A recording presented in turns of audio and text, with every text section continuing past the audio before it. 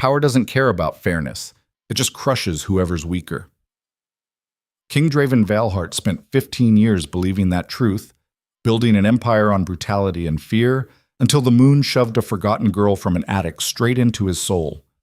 Now the coldest ruler in Velmora's history has to choose between his throne and the one person who makes him feel human again. Except her family wants her back, his council wants her gone, and someone's poisoning the sacred bonds that hold his entire kingdom together. This is the story of what happens when the most dangerous man alive finds something worth destroying everything for. Stick around until the end because this gets darker than you think. Hit that like button and drop your city in the comments so I know my tribe is watching. The kingdom of Velmora did not sleep. It prowled. Draven Valehart learned that truth the night he watched his father's throat get ripped out during a coup attempt in the throne room. He was 19. Blood pooled across marble floors designed to display power, not absorb carnage. His father's final words weren't wisdom or love, just a wet gurgle that sounded almost like laughter. The conspirators thought killing the king would break the air. They were wrong. Draven spent the next 72 hours hunting down every wolf involved in the rebellion. He didn't delegate the work to guards or executioners. He did it himself, methodically, personally. When the bodies finally stopped dropping, the Empire learned something fundamental about the new Alpha King. He didn't rule through speeches or diplomacy. He ruled through demonstrated consequences. 15 years later, Velmora sprawled across territories so vast, neighboring kingdoms avoided eye contact at diplomatic summits. The capital city rose from volcanic rock and ancient magic, obsidian towers clawing toward a moon that never quite set. Silver-lit battlements wrapped around the palace like scar tissue. Chandeliers dripped with crystal that caught light like frozen blood. Everything beautiful, everything deadly, just like the wolves who inhabited it. Draven stood in the war room on the morning of the lunar bonding ceremony, staring at maps that represented conquest rather than geography. His beta commander, Connor Vare, leaned against the stone wall with the casual alertness of someone who'd survived too many assassination attempts to ever fully relax. Connor was scarred, competent, and one of 3 people in the Empire Draven trusted not to stab him for profit. "You going through with this?" Connor asked. "The ceremony?" Draven didn't look up from the maps. "I don't have a choice. You always have a choice. You're the king." Draven's jaw tightened. "The council's been circling for months. They want me mated to someone they can control. Someone with the right bloodline, the right alliances. If I don't show up tonight, they'll interpret it as weakness." Connor pushed off the wall. "So pick one of the noble daughters and get it over with. Lady Morgana's been positioning herself for years. She's ruthless enough to survive court politics." Draven finally looked at him. "I'd rather rip my own throat out than bond with someone who sees me as a political transaction. That's what all royal marriages are." "Then I'll die unmated." The words landed heavier than either of them expected, because in Velmora, an unmated Alpha King wasn't just unusual. It was dangerous. Wolves bonded for life. The connection stabilized power, produced heirs, created alliances that kept territories from devouring each other. Without a mate, Draven was a storm without an anchor, powerful, unstable, alone. Connor studied him for a long moment. "You know what happens if the council decides you're unfit to rule?" Draven's smile didn't reach his eyes. "They can try." The conversation ended there because neither of them wanted to discuss the obvious truth. Revolution didn't require armies anymore, just doubt. Across the city, in a mansion that represented everything rotten about Velmora's aristocracy, Selene Arden sat in an attic that smelled like dust and abandonment. She wasn't crying. She'd learned years ago that tears were just another resource predators could exploit. The invitation to the lunar bonding ceremony lay in ashes at her feet. Her stepsisters had burned it in front of her an hour ago, laughing while the parchment curled and blackened. They'd taken turns making sure she understood exactly why she didn't deserve to attend. "You're not family, Selene. You're a charity case. The moon doesn't bond with embarrassments. Even wolves have standards." Selene sat on the narrow bed she'd occupied since her parents died and stared at the wall. The psychology of survival wasn't complicated. Make yourself small, speak softly, never provoke predators stronger than you. She'd mastered all of it, but mastery came with a price. Somewhere along the way, she'd stopped believing she deserved to exist as anything more than an inconvenience. The Blackthorn family tolerated her because abandoning her completely would damage their reputation, so they kept her hidden in the attic, invisible except when someone needed a target for humiliation. Her stepmother, Cassandra Blackthorn, was a master at emotional vivisection. She could slice Selene apart with a smile, in public, without anyone noticing the blood. Her stepsisters, Vivian and Lilith, inherited their mother's cruelty but lacked her subtlety. They preferred direct humiliation, like burning invitations. Selene pulled her mother's midnight blue gown from beneath the floorboards where she'd hidden it years ago. The fabric still smelled faintly of lavender, and something else she couldn't name. Memory, maybe, or grief. She hadn't planned to run, but something inside her finally broke. Not loudly, not dramatically, quietly, like the last thread holding a soul together. Chotes. The lunar bonding ceremony unfolded beneath towering silver oaks wrapped in ghostly flame. Thousands of wolves gathered in the royal amphitheater, a massive structure carved from white stone and black iron. Nobles maneuvered through the crowd like vipers through velvet and gold, each family calculating which alliances would survive the night. Because the ceremony wasn't just about romance, it was about power. When the moon bond activated, it connected wolves with their destined mates through instinct older than language. The bond transcended choice, logic, and political strategy. It was absolute, irreversible, sacred, which made it the most dangerous force in the Empire. Lady Morgana Ashenfell stood among the elite, draped in silver silk that cost more than most wolves earned in a year. She'd spent 15 years positioning herself as the ideal queen, perfect bloodline, flawless reputation, strategic brilliance that rivaled most generals. She watched the empty throne at the center of the amphitheater and smiled. Tonight, she would become untouchable. Beside her, another noblewoman whispered, "Do you really think the king will bond tonight?" Morgana's smile sharpened. "He doesn't have a choice. The council won't tolerate another year of instability." "What if the moon chooses someone else?" "The moon doesn't choose embarrassments." The crowd fell silent as midnight approached. Tension thickened like smoke. Then, from the shadows of the palace, King Draven Valehart emerged. He wore black, only black. No crown, no ornamentation, just lethal simplicity. Power radiated from him like heat from wildfire. He moved with the controlled violence of someone who could order executions before breakfast and never lose sleep over it. Scars marked his knuckles. His jaw carried the kind of hardness that came from biting down on emotion until it suffocated. The crowd bowed instinctively. Not out of love, out of survival instinct. Draven's gaze swept across the amphitheater with clinical detachment. He saw the nobles calculating, the council members watching, Lady Morgana positioning herself in his line of sight like bait on a hook. He felt nothing. He'd felt nothing for years. Then he saw her. A trembling blonde wolf hiding behind a silver oak tree at the edge of the amphitheater. She wore a midnight blue gown that looked decades old. Her hair fell in tangled waves around a face that carried too much grief for someone so young. She didn't belong. And the bond detonated between them with terrifying force. Not attraction, not desire. Recognition. Ancient, violent, absolute. Draven's entire body locked. His wolf surged forward with primal ferocity, slamming against his control so hard he nearly shifted right there in front of the Empire. The world narrowed into a single truth neither of them could escape. Mate. Every instinct screamed at him to close the distance, to mark her, to drag her somewhere private and complete the bond before anyone could interfere.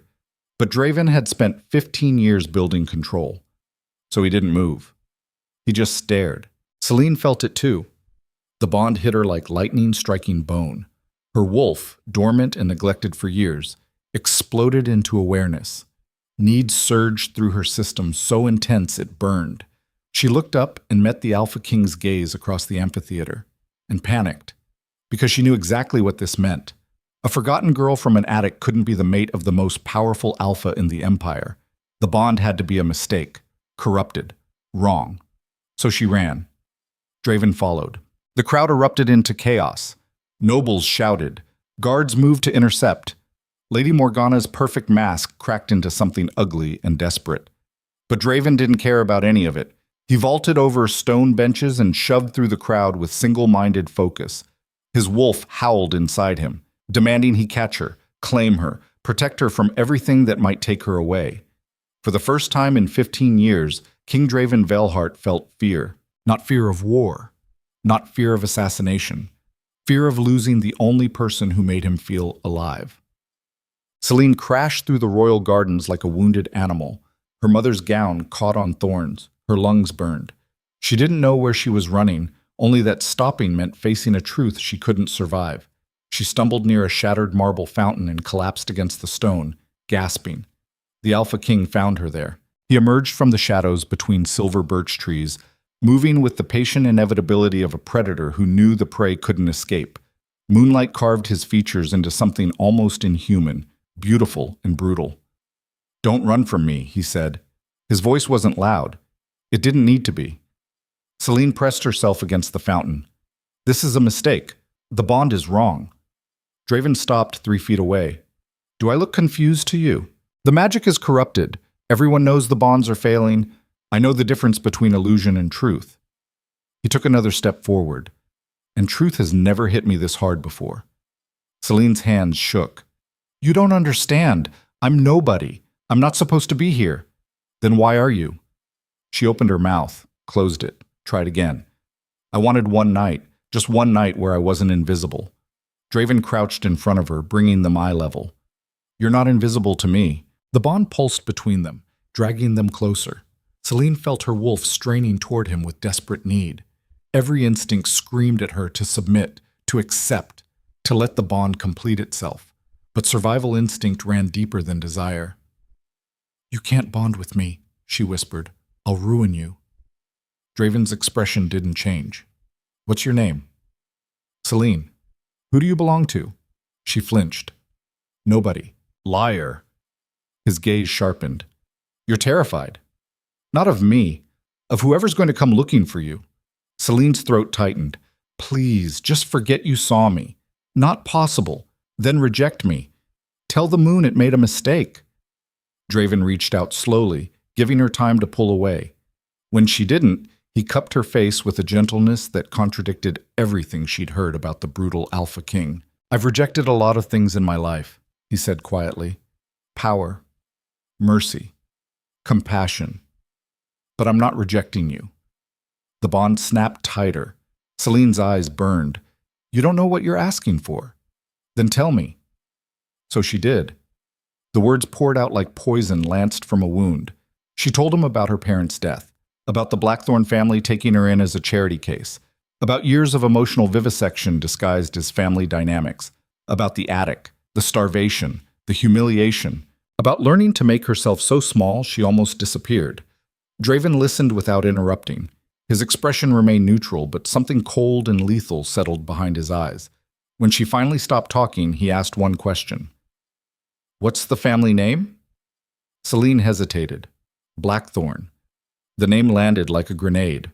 Because House Blackthorn wasn't just influential. They sat on the royal council itself. They controlled trade routes, military appointments, and enough political leverage to destabilize the empire if provoked. Draven stood slowly. His jaw worked like he was physically restraining violence. "They're going to come for me," Selene whispered. "They'll say I stole the invitation, that I crashed the ceremony, that I'm trying to trap you. Let them come." The certainty in his voice made her look up. Draven stared down at her with the same merciless focus he'd used to dismantle rebellions and crush conspiracies. "I've spent 15 years building this empire through fear and control," he said. "I've buried every vulnerable part of myself because affection is just another battlefield. But the moon chose you, and I don't care if you're from House Blackthorn or House Nobody. You're mine now." The bond roared between them. "I'm not strong enough for this," Selene said. "Then I'll be strong enough for both of us." He extended his hand. Selene stared at it like it might burn her, because accepting meant war. Accepting meant dragging the most powerful alpha in the empire into a fight with a family that specialized in destroying people quietly. But something deeper than fear whispered through her soul. Maybe survival wasn't about staying small. Maybe survival was choosing to be seen. She took his hand. The bond locked. and the entire empire felt it. Dead. The council convened at dawn in the Obsidian War Room, where decisions that shaped territories were made over wine and veiled threats. 10 wolves sat around a circular table carved from volcanic rock. Each represented a major house. Each held enough power to destroy careers, armies, or lives with a single vote. Lord Marcellus Blackthorn sat at the king's right hand, exactly where he'd positioned himself for 2 decades. He was silver-haired, sharp-eyed, and skilled at weaponizing civility. Connor stood behind Draven's chair, silent and alert. Draven hadn't slept. He'd spent the night in the royal archives researching House Blackthorn's financials, military appointments, and political alliances. He knew exactly what kind of war was coming. Lady Seraphine, head of House Ravencrest, spoke first.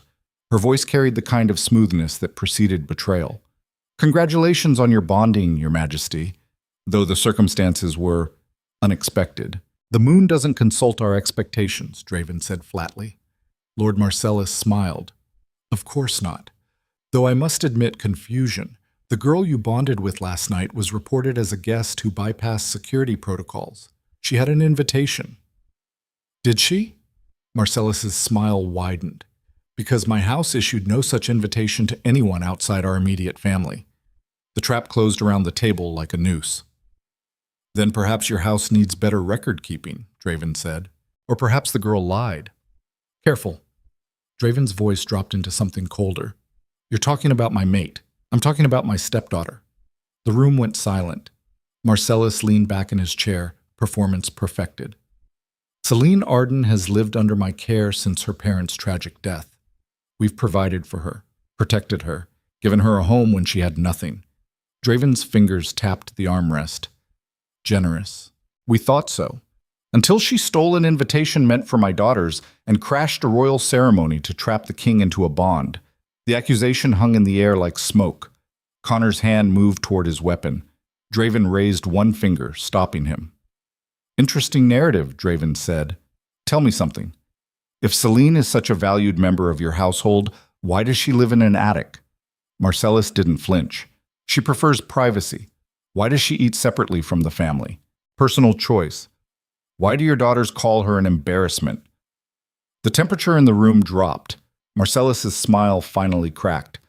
"What my daughters say in private is not private when it's repeated in front of witnesses." Draven leaned forward. "I've spent the last 6 hours interviewing servants from your estate. Want to guess what they told me? Servants gossip. It means nothing. They describe starvation, psychological torture, years of systemic abuse disguised as charity." The council shifted uncomfortably.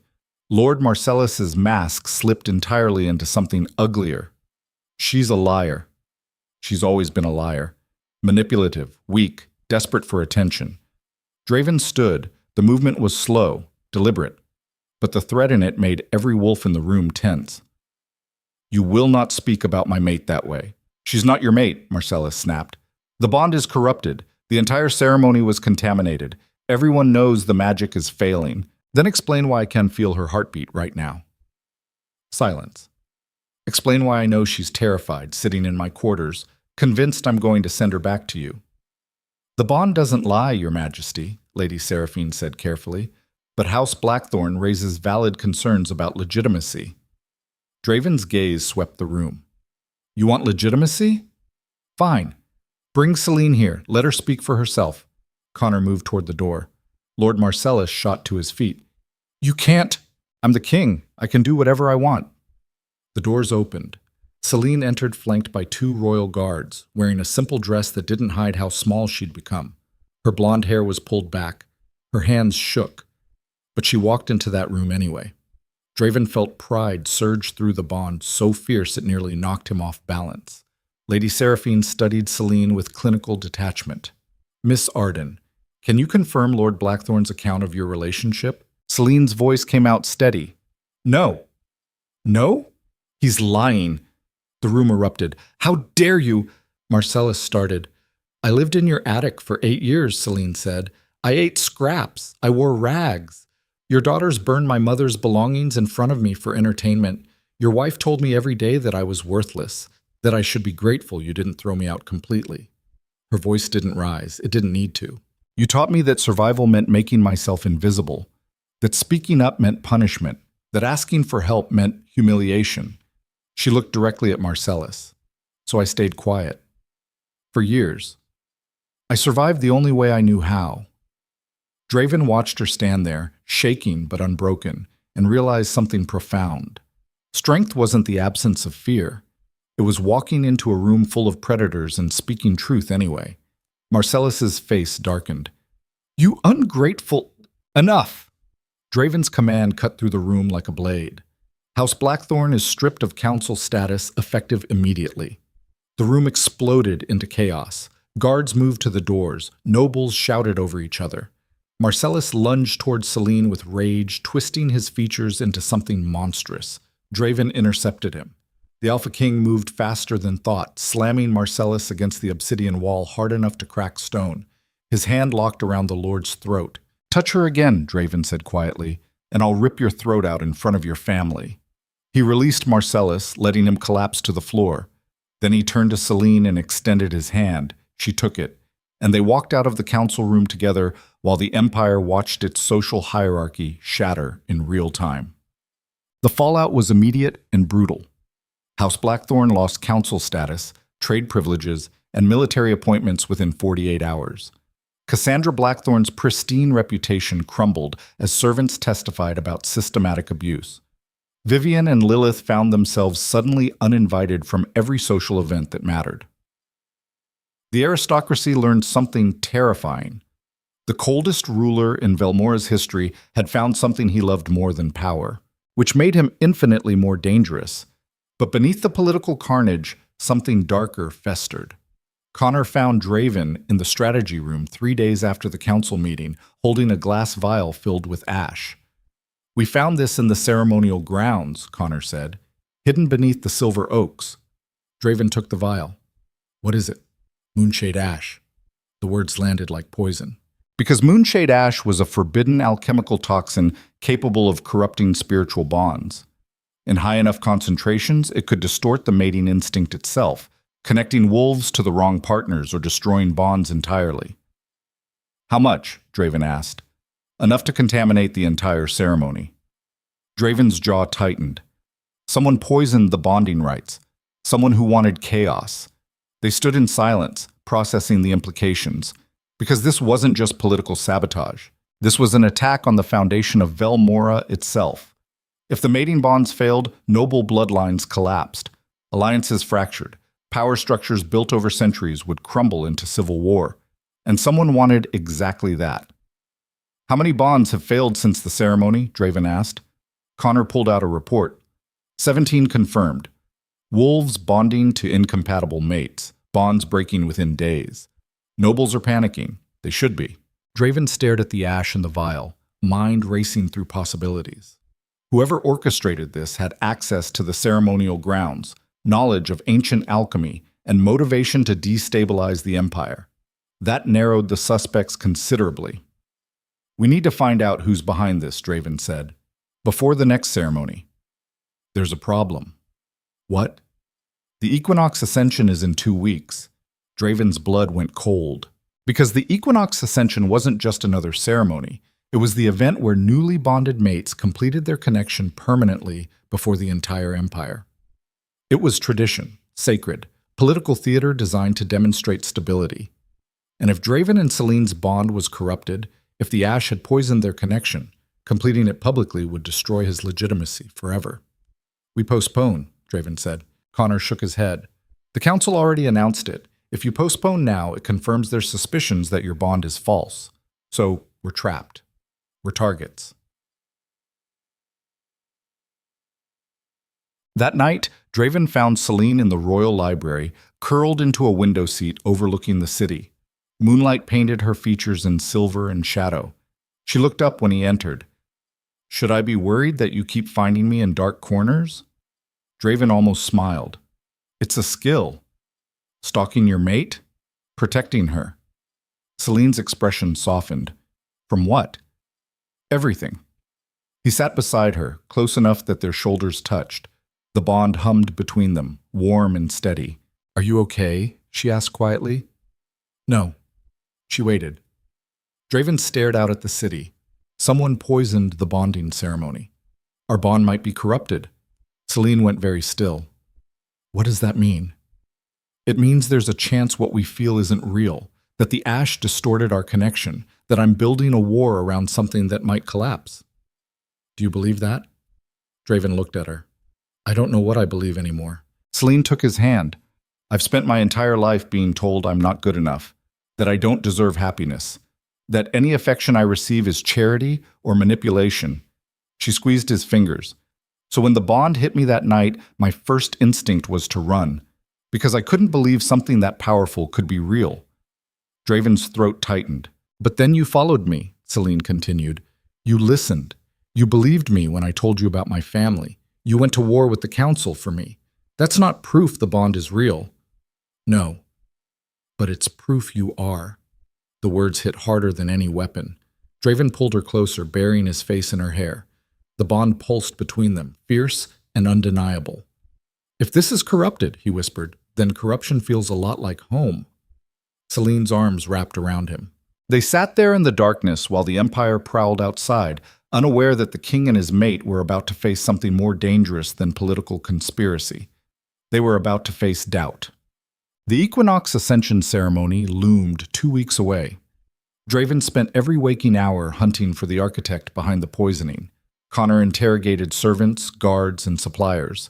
They traced shipments of moonshade ash through black markets and criminal networks. Every lead went cold.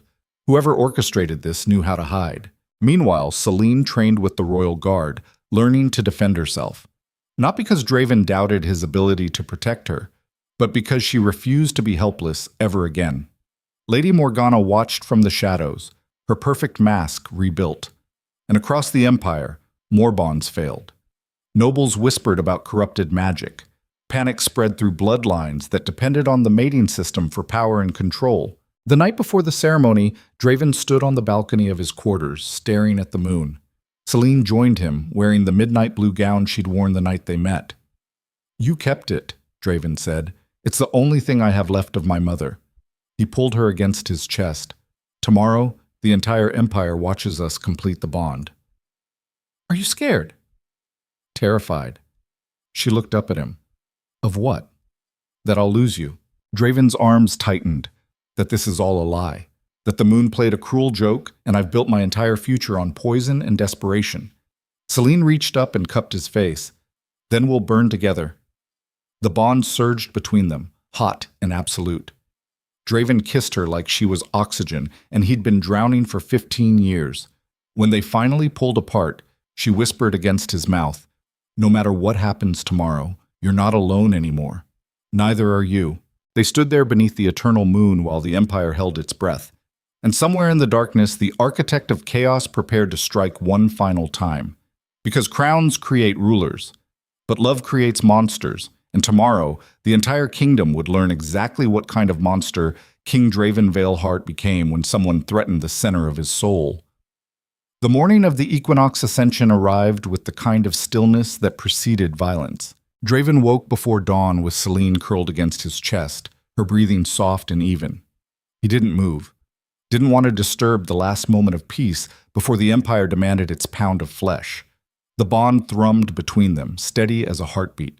But steadiness meant nothing if poison corrupted the foundation. He thought about his father again, about the wet gurgle that passed for final words, about how power isolated you so completely that dying became just another transaction nobody mourned. Draven had spent 15 years avoiding that fate by refusing to love anything. Now he'd tied his entire soul to a girl who might disappear the moment they completed the bond publicly. Selene stirred against him. You're thinking too loud. Her voice was rough with sleep. He felt her fingers trace the scar along his ribs from an assassination attempt 3 years ago. Sorry, he said. Liar. She propped herself up on one elbow. Tell me what's wrong. Everything. Be specific. Draven stared at the ceiling. What if we complete the bond today and it shatters? What if the entire Empire watches us fail? Then we fail in front of an audience. That's not comforting. Selene's hand moved to his chest, right over his heart. When I was 12, my stepmother locked me in the attic for 3 days because I smiled at a visiting dignitary. No food, no water, just darkness and the sound of my own breathing. Draven's jaw tightened. I spent those 3 days convinced I'd die alone in that room, that nobody would even notice I was gone. Her eyes met his. But I didn't die. I survived. And when she finally opened the door, I walked out like nothing happened. Because that's what survival looks like. You endure the thing that should break you, and you keep walking. What's your point? My point is that I've already survived the worst thing I could imagine. Losing my parents, being invisible, learning that cruelty doesn't need a reason. She squeezed his hand. So if the bond shatters today, it'll hurt. But I'll survive it, and so will you. Draven pulled her closer, burying his face in her hair. I don't want to survive without you. Then don't let go.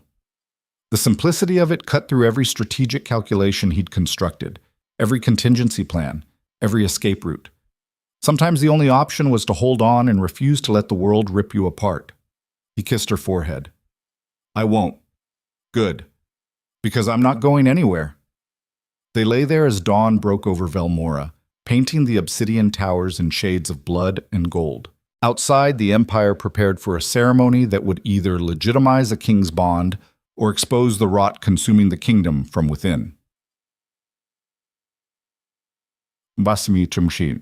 Connor found Draven in the armory 2 hours before the ceremony, inspecting weapons with the focus of someone preparing for war rather than a celebration. You planning to fight your way through the Ascension? Connor asked. Draven didn't look up from the blade he was sharpening. Depends on who shows up. Connor leaned against the stone wall.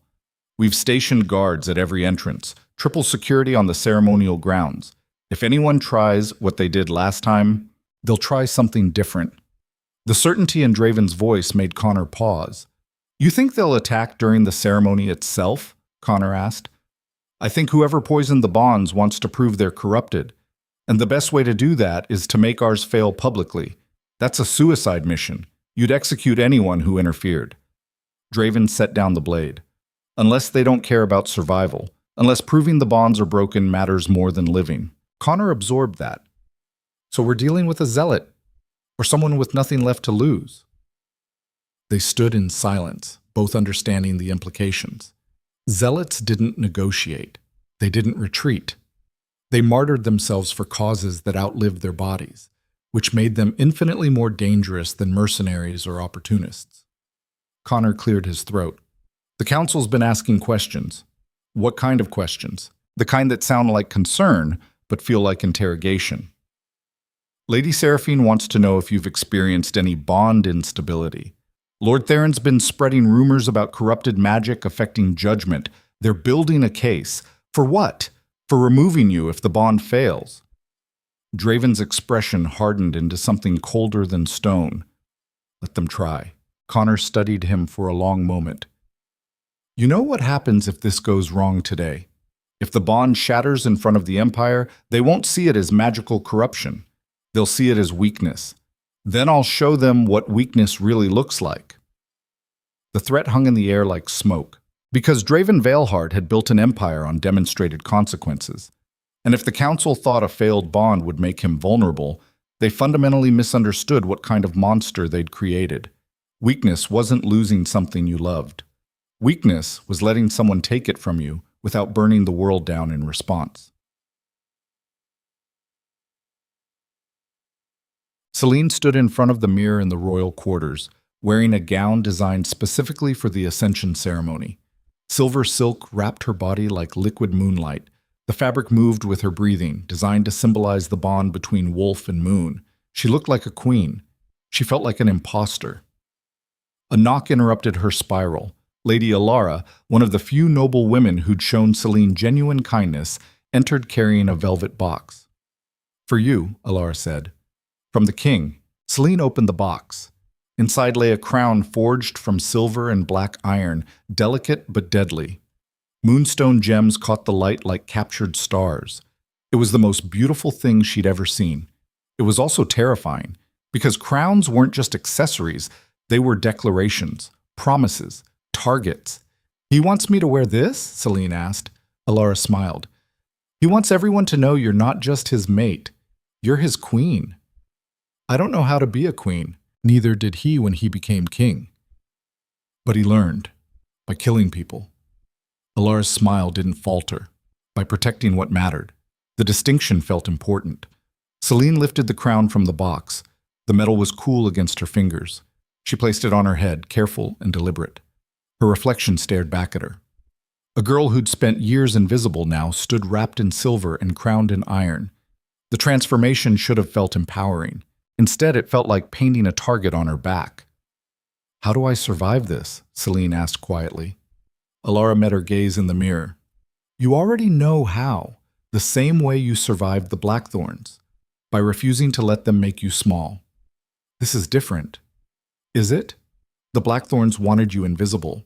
The Council wants you gone. The method changes, but the goal is the same." Selene's hands tightened on the edge of the vanity. "The difference is," Alara continued, "now you have someone who'll go to war for you. Use that." Selene thought about Draven's hands on her face, about the way he'd slammed Marcellus against the wall, about the cold certainty in his voice when he said he wouldn't let go. "What if the bond fails?" Selene asked. "Then you'll still be the woman who walked into a council room full of predators and spoke truth. The bond doesn't define your worth."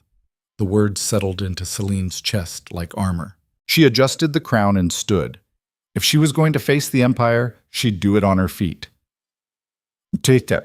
The Equinox Ascension ceremony took place in the Grand Amphitheater at the heart of the palace.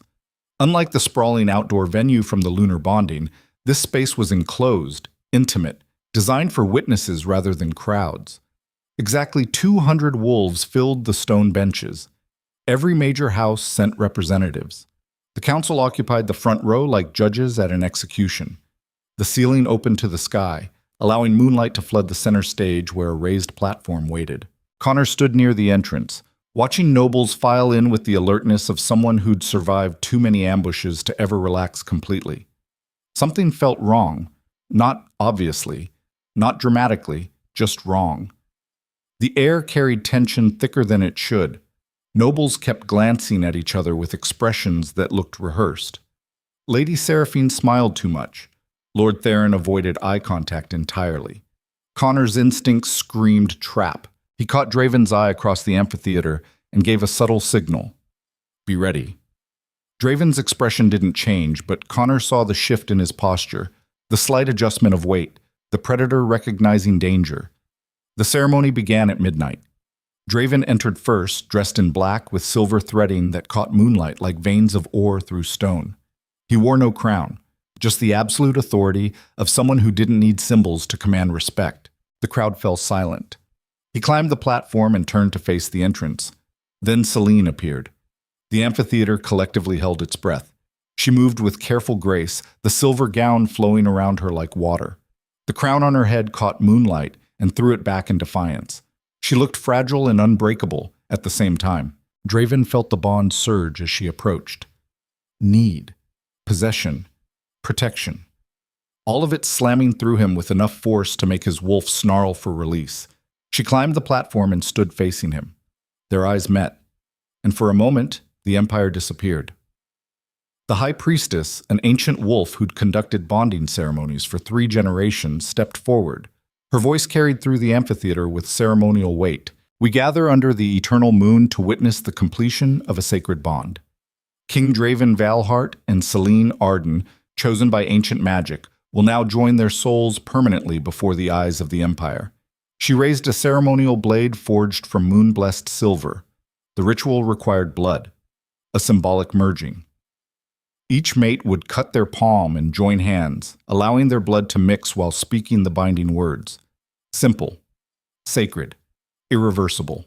The priestess handed the blade to Draven first. He took it without hesitation, drew it across his palm, and didn't flinch as blood welled up. Then he handed the blade to Selene. Her hand shook. Not from fear of pain, from the weight of 200 wolves watching her every move, waiting for her to fail, hoping the bond would shatter so they could justify removing her from power. Selene's fingers closed around the blade. She looked at Draven. His gaze held hers with absolute certainty. No doubt, no hesitation, just silent promise. "Don't let go." She drew the blade across her palm. Blood welled up, dark and red against pale skin. The priestess gestured for them to join hands. Draven and Selene pressed their bleeding palms together. The bond exploded. Not gently, not gradually. Like lightning striking bone, power surged through the amphitheater. Wolves gasped. Some shifted involuntarily. The air itself seemed to vibrate with the force of two souls locking together permanently. Selene's knees buckled. Draven caught her, pulling her against his chest while magic burned through both of them. The priestess began the binding words, her voice rising over the chaos. By blood and moon, by soul and stone, by ancient law and primal bond. The explosion cut her off. Not metaphorical. Actual fire erupted from beneath the platform, fueled by alchemical accelerants designed to burn hot and fast. Flames consumed the ceremonial stage in seconds. Chaos detonated. Nobles screamed. Guards rushed forward. The ceiling groaned as structural supports weakened. Draven grabbed Selene and threw them both off the platform as it collapsed in a shower of burning timber and stone. They hit the ground hard. Smoke filled the amphitheater. Wolves shifted into their animal forms, snarling and panicking. The careful order of the ceremony shattered into primal survival instinct. Connor fought through the crowd toward Draven, weapon drawn. But the real attack came from a different direction. A figure emerged from the smoke wearing a mask forged from bone and carrying a blade coated in something dark and viscous. Moonshade ash. The same poison that corrupted the bonding ceremony. The assassin moved with professional efficiency, closing the distance to Selene while Draven struggled to his feet. Connor saw it first. He threw himself between Selene and the blade. The weapon sank into his shoulder instead of her heart. Connor went down hard, blood spreading across stone. Draven's world narrowed into a single point of absolute clarity. The assassin. The threat. The thing trying to take his mate. He shifted. Not gradually. Not controlled. Violently. Bone cracked and reformed. Fur erupted. His wolf tore free with the kind of rage that made even other predators hesitate. Because there's a unique violence born when powerful men lose the last thing tethering them to restraint. Draven didn't fight strategically. He fought to destroy. The assassin tried to retreat, tried to escape, tried to disappear back into the smoke and chaos. Draven was faster. He caught the assassin by the throat and slammed them into the stone wall hard enough to crack bone. The mask shattered. The blade clattered away. And beneath the disguise was a face Draven recognized. Lady Morgana Ashenfell. Perfect. Polished. Positioned for 15 years to become queen. Now revealed as the architect of empire-wide sabotage. Draven's claws tightened around her throat. Why? Morgana smiled through blood and broken teeth. Because you chose wrong. Her voice came out wet and rasping. I spent 15 years becoming exactly what this empire needed.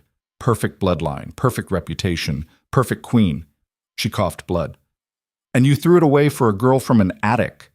Draven's grip tightened. So you poisoned the bonds, destroyed hundreds of lives, tried to murder my mate? Morgana's smile widened. I didn't just poison the bonds. I poisoned yours specifically. The words landed like a physical blow. The blade I used on your beta? Coated in concentrated moonshade ash. When it cut him, it released toxins directly into the ceremonial space. Into your blood. Into hers. Draven felt ice flood his veins. Your bond is dying, Morgana whispered. Right now. Every second you waste talking to me, it rots a little more. By dawn, you'll feel nothing for her. And she'll feel nothing for you. Draven's world tilted. Because he could feel it. The bond flickering. Not gone, not yet, but weakening, like a flame slowly suffocating. Behind him, Selene struggled to breathe. Not from smoke, from the bond fragmenting inside her chest. Their eyes met across the chaos, and Draven faced the most impossible choice of his life. Kill Morgana and lose precious seconds while the bond died. Or save Selene and let the architect of the conspiracy escape. Revenge or survival. Vengeance or love. Morgana saw the hesitation. She laughed through blood. There it is. The weakness. You can't have both, Your Majesty. You have to choose. Draven's claws dug into her throat. Every instinct screamed to finish this, to watch the life drain from the woman who'd tried to destroy his empire and murder his mate. But Selena was dying, and revenge was worthless if she wasn't alive to see it. Draven released Morgana. She collapsed to the ground, gasping. He turned and ran toward Selene. Guards caught Morgana before she could escape. Connor, bleeding but conscious, gave orders through gritted teeth to secure the amphitheater and arrest everyone connected to House Ashenfell. But Draven didn't see any of it. He dropped to his knees beside Selene and pulled her into his arms. Her skin was cold, her breathing shallow. The bond between them flickered like a candle in wind. "Stay with me," he said. Selene's eyes struggled to focus. "Hurts." "I know." Draven pressed his forehead to hers, pouring every ounce of will into the bond. Because the ceremony wasn't complete. The binding words hadn't been finished. Technically, they existed in limbo, connected but not locked, and the poison was using that vulnerability to tear them apart. The high priestess appeared through the smoke, her robe singed. She knelt beside them. "We have to finish the ritual," she said, "now, before the bond breaks completely." "She's too weak," Draven said. "Then you do it for her." The priestess pressed their bleeding palms together again. "Speak the words, both of you, or you'll lose each other." Draven looked at Selene. Her eyes were glassy with pain. "Can you hear me?" he asked. She nodded weakly. "Say the words with me." The priestess began. "By blood and moon, by blood and moon," Draven repeated. Selene's lips moved. "By blood and moon, by soul and stone, by soul and stone, by ancient law and primal bond, by ancient law and primal bond." The priestess's voice rose. "I bind myself to you, forever, completely, until death dissolves what magic has joined." Draven's voice didn't waver. "I bind myself to you, forever, completely, until death dissolves what magic has joined." Selene whispered the words through tears and pain. "I bind myself to you, forever, completely, until death dissolves what magic has joined." The bond detonated. Not gently, not gradually. Like a star collapsing into a black hole. Power surged through both of them with enough force to shatter the poisoned corruption trying to kill their connection. The moonshade ash burned away under the sheer weight of completed magic. The bond locked. Permanent. Unbreakable. Absolute. Selene gasped as color flooded back into her face. Her breathing steadied. The pain receded. Draven felt her heartbeat sink with his. They stayed locked together while the amphitheater burned around them, and the Empire watched its king refuse to let death take the only thing that made him human. When they finally pulled apart, Selene looked up at him with eyes that saw everything. "You chose me," she said, "always. Over revenge, over justice, over everything. There's no choice. There's only you." The words were simple, brutal, true. Connor limped over, bleeding from the shoulder but alive. He looked at the destruction, the arrested conspirators, the shattered ceremony. "Well," he said, "that could have gone better." Draven actually laughed. It was a broken, exhausted sound, but it was real. Selene pressed against his chest, feeling his heartbeat through the bond. "What happens now?" she asked. Draven looked around at the burning amphitheater, at the nobles who'd bet against them, at the council who'd wanted her gone, at the empire that demanded blood and power and absolute control. "Now we rebuild," he said.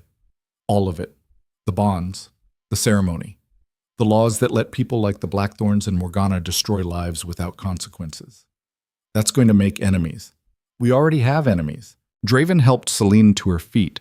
The crown had fallen from her head during the chaos. He retrieved it and placed it back on her hair. Then he turned to face the crowd of witnesses who'd survived the attack. His voice carried through the amphitheater with absolute authority. "The conspiracy against the sacred bonds is exposed. House Ashenfell is dissolved. Anyone connected to the poisoning will face execution." Silence. But that's not enough. Draven's gaze swept the nobles like a blade. For too long, this empire has protected predators and punished survivors. That ends tonight. Murmurs rippled through the crowd. New laws will be enacted. Abuse will carry consequences regardless of bloodline. The bonding ceremonies will be rebuilt from the ground up to prevent corruption. And anyone who mistakes compassion for weakness will learn exactly what kind of monster I become when someone threatens what I love. He pulled Selene against his side. "The moon chose her. I chose her. And if that bothers you, the door is open." Nobody moved. Draven smiled. It wasn't a kind expression. Good. Then let's burn this empire down and build something better in the ashes. The aftermath stretched into weeks of brutal political reconstruction. House Ashenfell was dismantled entirely. Lady Morgana was executed publicly for treason, conspiracy, and attempted murder. 17 nobles connected to the plot lost titles, land, and lives. Connor survived the poisoned blade through sheer stubbornness and medical intervention. He wore the scar like a badge of honor. The bonding ceremonies were rebuilt under new protocols designed to prevent alchemical sabotage. Sacred grounds were purified. Guards were tripled. Trust was slow to return, but it returned. And Draven kept his promise. Laws protecting weaker wolves from systemic abuse passed through the council with surgical precision. Houses that built power through fear and exploitation found themselves suddenly accountable. The aristocracy adapted or collapsed. Selene rose not as a decorative queen, but as Velmora's Luna. She established sanctuaries for abused wolves. She rebuilt social structures to eliminate the kind of invisibility she'd suffered for years. She became living proof that worth wasn't inherited through bloodline or status. It was forged through endurance, and Draven changed with her. The king, once feared for his brutality, became feared for something even greater, what he was willing to destroy for the people he loved. Late one night, months after the Ascension, Selene found Draven on the balcony overlooking the city. Moonlight painted his features in silver and shadow. She wrapped her arms around him from behind. "Can't sleep?" she asked. Draven covered her hands with his. "Just thinking." "About what?" "About how close we came to losing this." The bond hummed between them, warm and steady. "But we didn't," Selene said. "No, we didn't." He turned in her arms. "I spent 15 years believing power meant isolation, that love was just another battlefield, that the only way to survive was to become something nobody could hurt. And now? Now I know that's bullshit. The strongest thing I ever did was choose you over revenge, over safety, over everything I thought mattered." Selene smiled. "You're getting soft, Your Majesty." Draven pulled her closer. "I'm getting human." They stood there beneath Velmora's eternal moon while the empire settled into an uneasy peace. Because crowns demanded sacrifice, thrones consumed something human, but love, at its most powerful, wasn't submission or weakness. It was the choice to stand beside someone and fight for something better than survival. It was refusing to let the world make you cruel just because it was cruel to you first. Draven and Selene had both survived impossible things. Now they had to survive each other, and the empire, and the slow, difficult work of building something that lasted beyond fear. But they'd do it together. Under the moon, in the ruins of an empire they were remaking from ash and blood and stubborn, defiant love. Because some bonds weren't just destiny, they were choice, made again and again. Through poison and fire and political warfare, through doubt and fear and the terrifying vulnerability of being seen, until the only truth that mattered was simple. Two people who refused to let go. No matter what the world demanded, no matter what it cost. Forever. Completely. Until death itself couldn't separate what they'd fought so hard to keep. Sac, the point of no return. But peace was a temporary illusion in an empire built on blood. 3 months after the Ascension, Connor entered the war room carrying a report that made his hands shake. Draven looked up from the maps. "What is it?" Connor set the parchment on the table. "We found something in Morgana's estate, hidden, encrypted." "What kind of something?" Proof that she wasn't working alone. The words hung in the air like poison. Draven's blood went cold. "Explain." Connor's jaw tightened. The moonshade ash didn't come from black markets. It came from within the palace itself. From someone on the council. Who? We don't know yet. But whoever supplied it is still here, still in power, still waiting for another opportunity to destroy the bonds. Draven felt Selene's presence through the bond before she entered the room. She wore training leathers, hair pulled back, no longer the trembling girl from the attic. She'd become something harder. "What's wrong?" she asked. Draven met her eyes. "The conspiracy isn't over." Selene's expression didn't change. "Then we keep fighting. This could take years. Whoever's behind this knows how to hide. So we dig them out." Draven's voice carried the cold certainty of someone who'd burned empires before. We take apart the council piece by piece until we find the rot. And if it goes deeper than the council, then we burn everything and start from ash. Selene crossed to him and took his hand. Together. Draven pulled her close, the bond pulsing between them. Because they'd survived poison and fire and attempted murder. Now they had to survive something even more dangerous. The slow, patient enemy who'd learned from Morgana's mistakes and was waiting for the perfect moment to strike. The war for Velmora's soul wasn't over. It was just beginning. And this time, the enemy wore a friendly face. Somewhere in the palace, a traitor smiled and prepared for the long game. Because crowns created targets, and love made you vulnerable in ways power never could. The Alpha King and his Luna stood together on the edge of another war. This one would cost them everything, and neither of them could walk away. The investigation began 3 days after Connor delivered the report that shattered their fragile peace. Draven stood in what used to be Lady Morgana's private study, now stripped bare and catalogued by investigators hunting for evidence.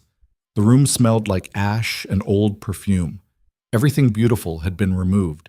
Everything deadly remained hidden in the walls. Connor worked methodically through false panels and secret compartments, his wounded shoulder still wrapped but functional. He'd refused to take time off, claimed sitting around made him useless. Draven suspected he just needed the work to drown out the fact that he'd almost died protecting someone else's mate.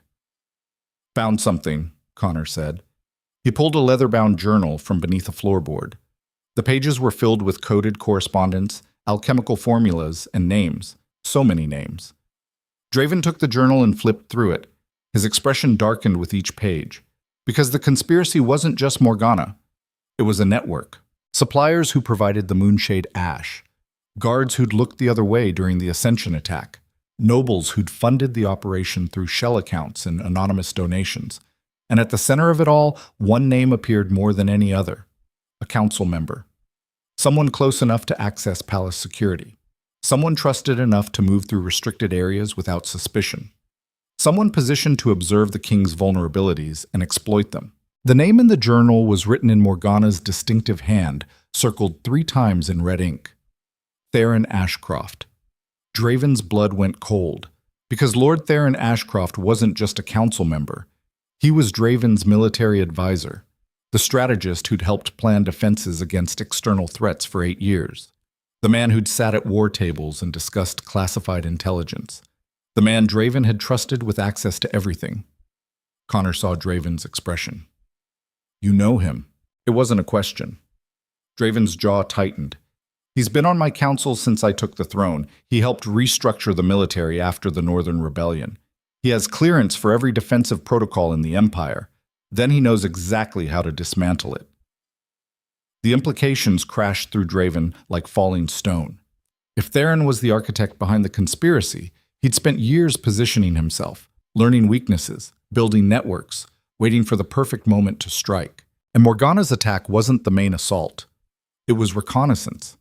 A test to see how Draven responded under pressure, to measure his vulnerabilities, to identify what mattered most. And Draven had shown him exactly that. Selene. The realization hit with physical force. Morgana didn't just fail, she succeeded. She proved that the fastest way to break the Alpha King wasn't through armies or politics, it was through his mate. "We arrest him," Connor said. "Now, before he realizes we know." Draven shook his head. "If we move too fast, we lose the rest of the network. Theron's not working alone. There are others. We need to know who they are before we strike. That's a dangerous game. Everything worth doing is dangerous." Draven closed the journal. "We watch him. We follow the money. We map every connection. And when we have everyone, we burn the entire conspiracy to ash in one move." Connor studied him. "And if he moves first? Then we adapt." The words carried more confidence than Draven felt, because the truth was darker than strategy or tactics. He'd let someone inside his defenses.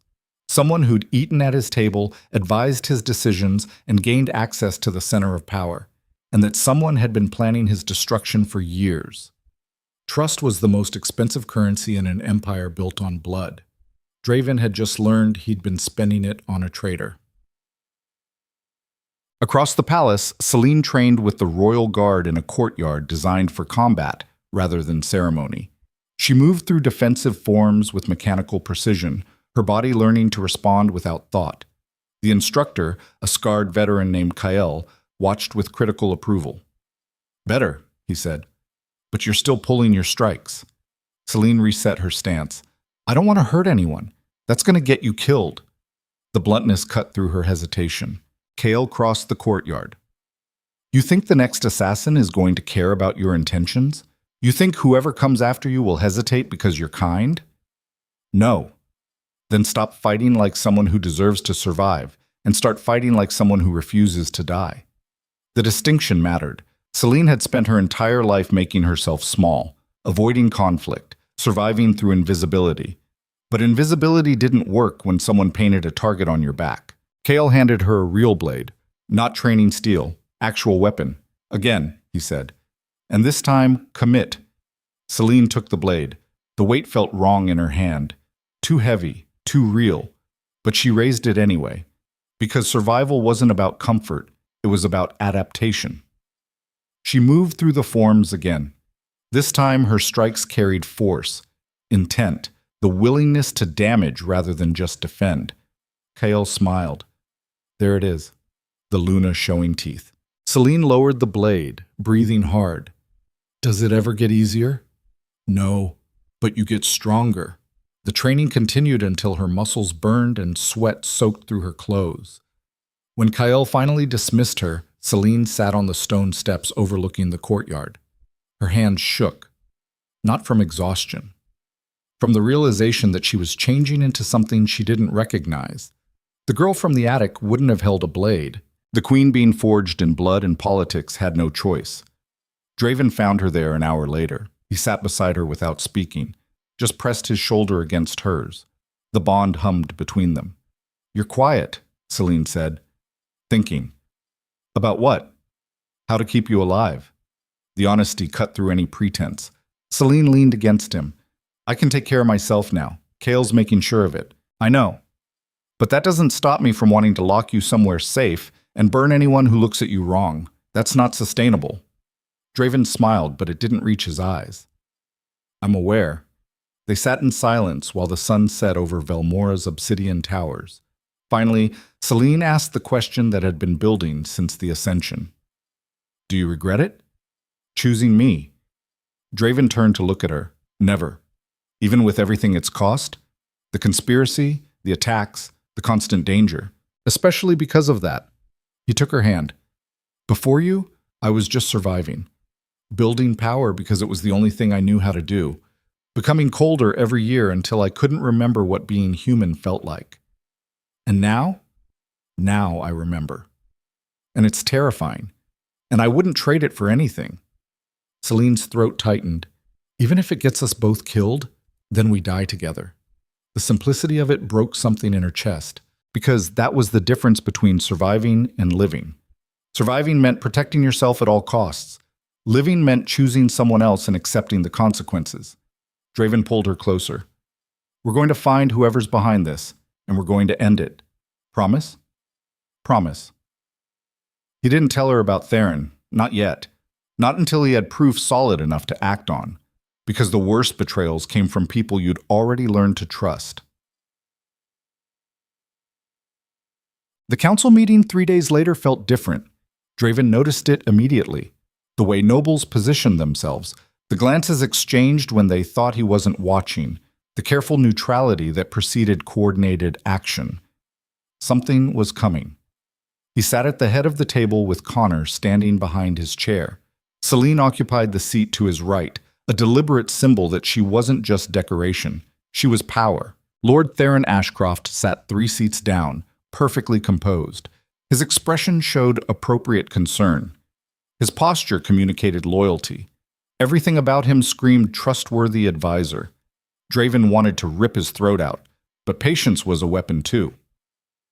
Lady Seraphine opened the meeting. "Your Majesty, we need to discuss the instability spreading through the territories." "What instability?" "Reports of failed bonds. Wolves attacking their mates. Communities fracturing because the sacred magic is corrupted beyond repair."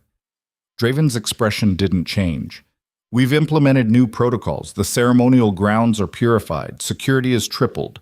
And yet the failures continue. Theron leaned forward, his voice carefully measured. Perhaps the issue isn't security. Perhaps the corruption runs deeper than alchemical sabotage. Explain. Theron's gaze flicked to Selene just for a moment. What if the instability stems from bonds that shouldn't exist? Connections formed under corrupted conditions that weaken the entire magical framework? The accusation hung in the air like poison, because everyone at the table understood exactly what he was suggesting. That Draven and Selene's bond was the source of the corruption. That their connection, formed during the poison ceremony, was contaminating every subsequent bonding in the Empire. That the only way to fix the magic was to sever their bond. Selene's hand tightened on the armrest. Draven felt rage flood through him so intense he nearly shifted right there at the council table. Connor's hand moved to his weapon. Draven raised one finger, stopping him. Then he smiled. It wasn't a kind expression. That's an interesting theory, Lord Theron. Tell me, how exactly did you arrive at this conclusion? Research. Analysis of the failed bonds. Consultation with magical scholars. And these scholars suggested my bond is the problem? They suggested it's a possibility worth investigating. Draven leaned forward. By investigating, do you mean severing? Forcing my mate and I apart to see if the magic stabilizes? Theron's expression remained neutral. If it saves the Empire, is that not a sacrifice worth making? The room went silent, because this was the trap, dressed up as concern for the greater good, framed as necessary sacrifice, positioned so that refusing looked selfish and dangerous. Theron had spent years learning exactly how to weaponize duty against the king. Draven's smile widened. You're right. Sacrifice is necessary for the Empire's survival. Relief flashed across several council members' faces. Which is why you're all going to resign. The relief shattered. Excuse me?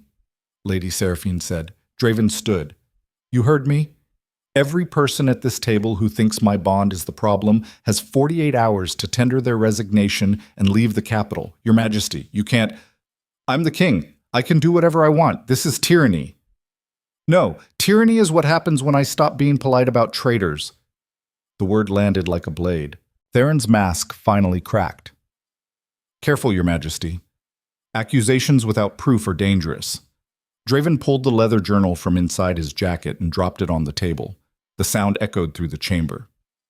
That's Lady Morgana's private correspondence, decoded 3 days ago. It contains names, transactions, and evidence of a conspiracy that goes far deeper than one failed assassination attempt. He flipped the journal open to a page marked with red ink. Your name appears 63 times, Lord Theron. Want to explain why? Theron's expression went blank. I have no idea what that is. Liar. Draven's voice dropped into something colder than ice. You've been funding the conspiracy for years. You supplied the Moonshade Ash. You coordinated with Morgana.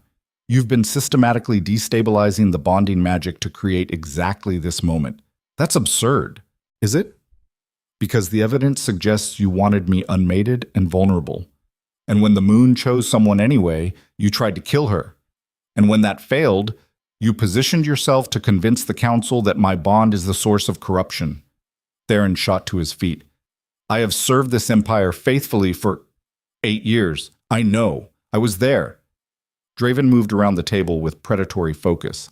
You sat at my war tables. You advised military strategy. You gained access to classified intelligence. And you used all of it to plan my destruction. Prove it. Draven smiled. Connor? Connor dropped a stack of financial records on the table. Shell accounts traced back to House Ashcroft, payments to alchemists, bribes to guards. A complete paper trail of treachery documented over years. The council stared at the evidence. Theron's mask shattered entirely. You don't understand what you've done.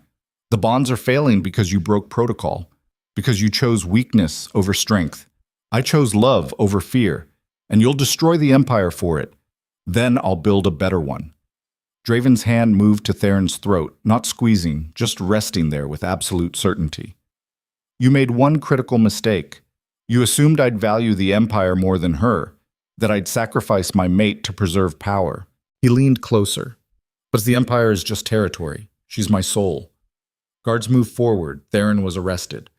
dragged from the council chamber while he screamed about corruption and weakness and the death of tradition. The other council members sat frozen. Draven turned to face them. Anyone else want to suggest my bond is the problem? Silence. Good. Meeting adjourned. He walked out with Selene at his side and Connor at his back. The conspiracy was exposed, the traitor captured. Victory should have felt satisfying. Instead, Draven felt hollow. Because trust, once broken, didn't heal cleanly. And he'd learned the most dangerous enemies wore friendly faces. The execution was scheduled for 3 days later, public, ceremonial, designed to send a message to anyone else considering treason. Draven stood on the palace balcony the night before, staring at the city. Selene found him there, wrapped in a cloak against the cold. "You haven't slept," she said. "Can't." "Why?" "Because killing Theron doesn't fix what's broken." Selene moved beside him. "What's broken?" "The foundation. The entire system that let someone like him get close enough to destroy us. You can't rebuild an empire overnight." "No, but I can burn down the parts that are rotten." He turned to face her. "Tomorrow, I execute a man I trusted for 8 years, and then I have to figure out who else on the council is compromised. Who else has been lying? Who else is waiting for their chance to strike? That's not a sustainable way to rule." "I know." Selene took his hand. "Then what do we do?" Draven was quiet for a long moment. "We change everything. The council, the laws, the entire power structure that lets predators hide behind status and tradition. That's going to create enemies. We already have enemies." He pulled her against his chest. "But if we're going to fight them, we do it together. No more secrets. No more trying to protect each other by keeping information hidden." Agreed. They stood there beneath the moon while the Empire slept. Tomorrow, blood would be spilled. But tonight, they held each other and remembered why they were fighting. Not for power, not for revenge. For the possibility that love could survive in a world built on brutality. The execution took place at dawn in the central square. Thousands gathered to witness justice. Guards lined the perimeter.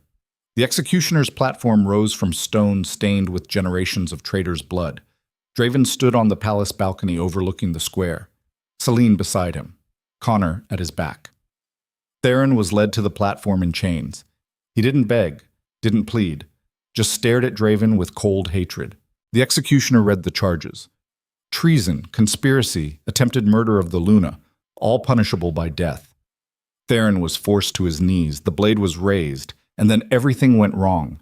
The explosion erupted from beneath the execution platform, fueled by the same alchemical accelerants used during the ascension. Fire consumed the square in seconds. Chaos detonated. People screamed. Guards rushed forward. The executioner went down in flames, and Theron disappeared into the smoke. Draven's blood went cold, because this wasn't a rescue attempt. It was a message. The conspiracy wasn't over. It was just beginning. Connor was already moving, barking orders to lock down the palace and secure the Luna. But Draven knew it was too late.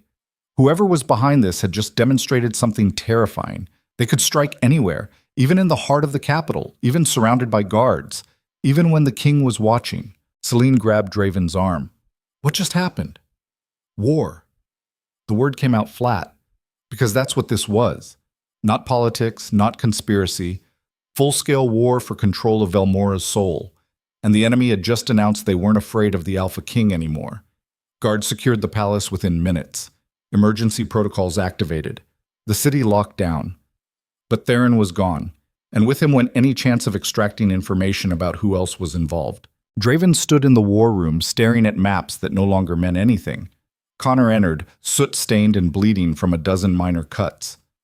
23 dead, he reported, including the executioner and 6 guards. Theron escaped through the sewers. We're tracking him, but he's had this plan for months, Draven finished. He knew we'd arrest him. He had contingencies. Connor nodded grimly. The explosion was just a distraction. The real attack was freeing him before he could be interrogated. Which means whoever's in charge values him more than the lives of 23 civilians, or they're afraid of what he might reveal. The implications were staggering, because if Theron knew enough to be worth rescuing, the conspiracy went higher than council members and nobles. It might reach into the royal guard itself. into the palace staff, into people Draven saw every day and never questioned. Selene entered the war room, flanked by two guards Draven personally trusted. Her face was pale, but her expression was steel. "What do we do now?" she asked. Draven looked at her, at Connor, at the maps that represented an empire built on blood and maintained through fear, and he made a decision that would change everything. "We stopped playing defense." Connor raised an eyebrow. "Meaning?" "Meaning we've been reacting, investigating, waiting for them to make mistakes." He swept the maps off the table. "That ends now. We go on offense. We hunt down every person connected to this conspiracy, and we burn them out. No trials, no council debates, just swift, brutal elimination. That's a dangerous precedent. Everything I do is dangerous." Draven turned to Selene. "You wanted to know what happens when an Alpha King stops being human? When he chooses survival over morality? This is it." Selene held his gaze. "Then we do it together." "No. This part I do alone." The bond flared between them, sharp with denial. "You said no more secrets," Selene said. "I'm not keeping secrets. I'm keeping you alive. By shutting me out?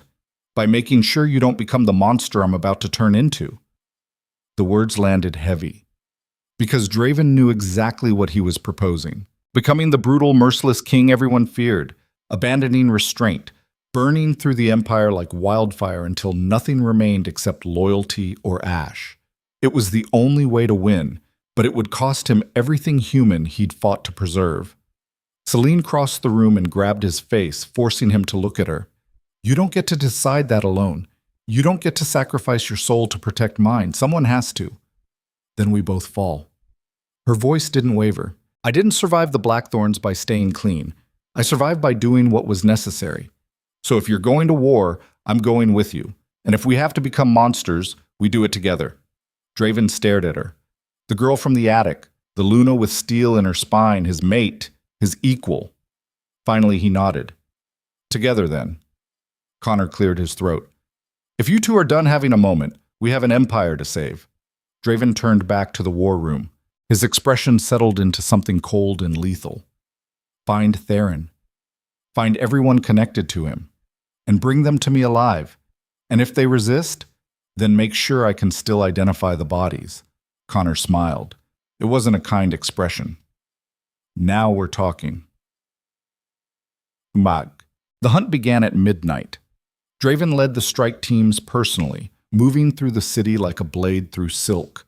They hit safe houses, interrogated informants, and traced connections through blood and terror. Within 48 hours, they'd captured 12 conspirators. Within a week, the number doubled. And with each capture came names, locations, confessions extracted through methods Draven didn't discuss with Selene, because some darkness had to be carried alone. The conspiracy unraveled like rotting fabric. It wasn't just nobles, it was merchants who supplied materials, guards who looked away, servants who reported movements, a network spanning every level of society, all coordinated by someone still hidden, someone Theron refused to name even under interrogation. Draven stood in the interrogation chamber, watching Theron bleed from a dozen calculated wounds. The former advisor's face was swollen, but his eyes still held defiance. "Just tell me the name," Draven said quietly. "End this." Theron smiled through broken teeth. "You still don't understand. There is no end. Cut off one head and 3 more grow, so it's a hydra. It's an inevitability." Draven crouched in front of him. "What do you want? Power? Territory? Revenge?" "We want the old ways back, before you started dismantling traditions, before you let a girl from an attic sit beside the throne, before you made the empire weak. Strength isn't brutality. No. But love is weakness." Draven's fist connected with Theron's jaw, snapping his head back. "The bond isn't weakness. It's the only thing keeping me from burning this entire empire to ash just to watch you suffer." He stood. "You have 24 hours to give me the name. After that, I start executing your family, your friends, everyone you've ever cared about, one by one, until you break." Theron's defiance finally cracked. "You wouldn't. Watch me." Draven walked out. Behind him, Theron screamed, but the name remained locked behind his teeth. Selene found Draven in their quarters that night, washing blood from his hands. He didn't turn when she entered. "How bad was it?" she asked. "Bad enough." She moved beside him, took the cloth from his hands, and finished cleaning them herself. The bond pulsed between them, sharing pain without words. "I can feel what this is costing you," she said quietly. "I know. You're not sleeping, barely eating, becoming the thing you swore you'd never be. I don't have a choice." Selene's hands tightened on his. "There's always a choice." Draven finally looked at her, "Not when the alternative is losing you." The rawness in his voice broke something in her chest, because that was the trap. Love made you vulnerable, made you willing to destroy yourself to protect what mattered, made you into a monster if that's what survival required. Selene pulled him close, feeling the tension in his body. "Then we find another way," she said. "We stop fighting like wolves and start thinking like humans. Humans are weak. Humans built this empire. Humans created the bonds. Humans survived when wolves would have torn each other apart." Draven was quiet for a long moment. "What are you suggesting? That maybe the conspiracy isn't about power. Maybe it's about fear. Fear that the old ways are dying, that tradition doesn't matter anymore, that strength looks different than it used to. And fear can be addressed without violence." Draven pulled back to look at her. "You want me to negotiate with people who tried to murder you? I want you to understand them, so we can defeat them permanently instead of just cutting off heads until we're drowning in blood." The logic cut through his rage like cold water, because she was right. Violence was temporary. Fear was persistent. Unless he addressed the root cause, the conspiracy would regrow forever. He needed to change the empire itself. Not through brutality, through transformation. It was a terrifying prospect, and the only sustainable solution. "What do you need?" Draven asked. "Access to the captured conspirators. Let me talk to them." "That's dangerous. Everything worth doing is dangerous. You told me that." Draven smiled despite himself. "Using my words against me. Learning from the best." He cupped her face. "If anything happens to you, it won't, because you'll be right there, together, always." They sealed the promise with a kiss that tasted like blood and hope, and stubborn refusal to let darkness win. The transformation began slowly. Selene spent days interviewing captured conspirators, not interrogating, listening. She heard stories of families destroyed by changing traditions, of nobles losing power to new laws, of wolves who felt erased by modernization. And beneath the anger, she found something unexpected: grief. These weren't monsters. They were people terrified of becoming irrelevant. She brought the findings to Draven and Connor during a late-night strategy session. "They're not fighting against you personally," she said. "They're fighting against change itself." "So we stop changing?" Connor asked. "No. We change how we implement it." She spread documents across the table. "We create transition programs, offer displaced nobles new positions, build training for wolves whose traditional roles don't exist anymore. Show them they're not being erased. They're being included in something new." Connor looked skeptical. "You want to reward traitors with job opportunities? I want to eliminate the conditions that create traitors." Draven studied the proposals. How long would this take? Years, maybe decades. And in the meantime? In the meantime, we hold the line. We defend what we've built while offering a bridge to those willing to cross it. Draven was quiet for a long time, because what she was proposing wasn't just policy. It was fundamental transformation of how power worked in Velmora, from domination to integration, from fear to inclusion. It was the hardest thing he'd ever consider, and potentially the only thing that would work. Finally, he nodded. "Do it. But the moment anyone abuses the offer, we burn them." "I know." Selene smiled. The Luna of Velmora wasn't just surviving anymore. She was rebuilding. 3 weeks later, Theron finally broke. Not from torture, from witnessing Selene's transformation program succeed where violence failed. He watched captured conspirators accept new positions, saw families reconcile, witnessed the empire slowly adapting instead of fracturing, and he realized his entire worldview was obsolete. The name came out like a confession. Lady Seraphine Ravencrest, the council's most respected diplomat, the voice of reason in every debate, the woman who'd sat beside Draven for 15 years offering wisdom and guidance. She'd been orchestrating everything, using her reputation as camouflage, her position as leverage, her respectability as a weapon. And she'd been so convincing that even Draven never suspected. The arrest happened at dawn. Draven entered her estate personally, flanked by Connor and 50 loyal guards. Lady Seraphine stood in her study, surrounded by books and maps and the trappings of civilized power. She didn't run, just smiled sadly. "I wondered when you'd finally figure it out," she said. "Why?" "Because you're destroying everything we built, everything that made Velmora strong. By letting people like Selene exist? By pretending love matters more than power." Draven's expression hardened. "Love is power." "No. Love is the illusion predators use to control you." She gestured to the window overlooking the city. "I watched this empire rise from blood and conquest. I helped your father build it. I advised you through every crisis.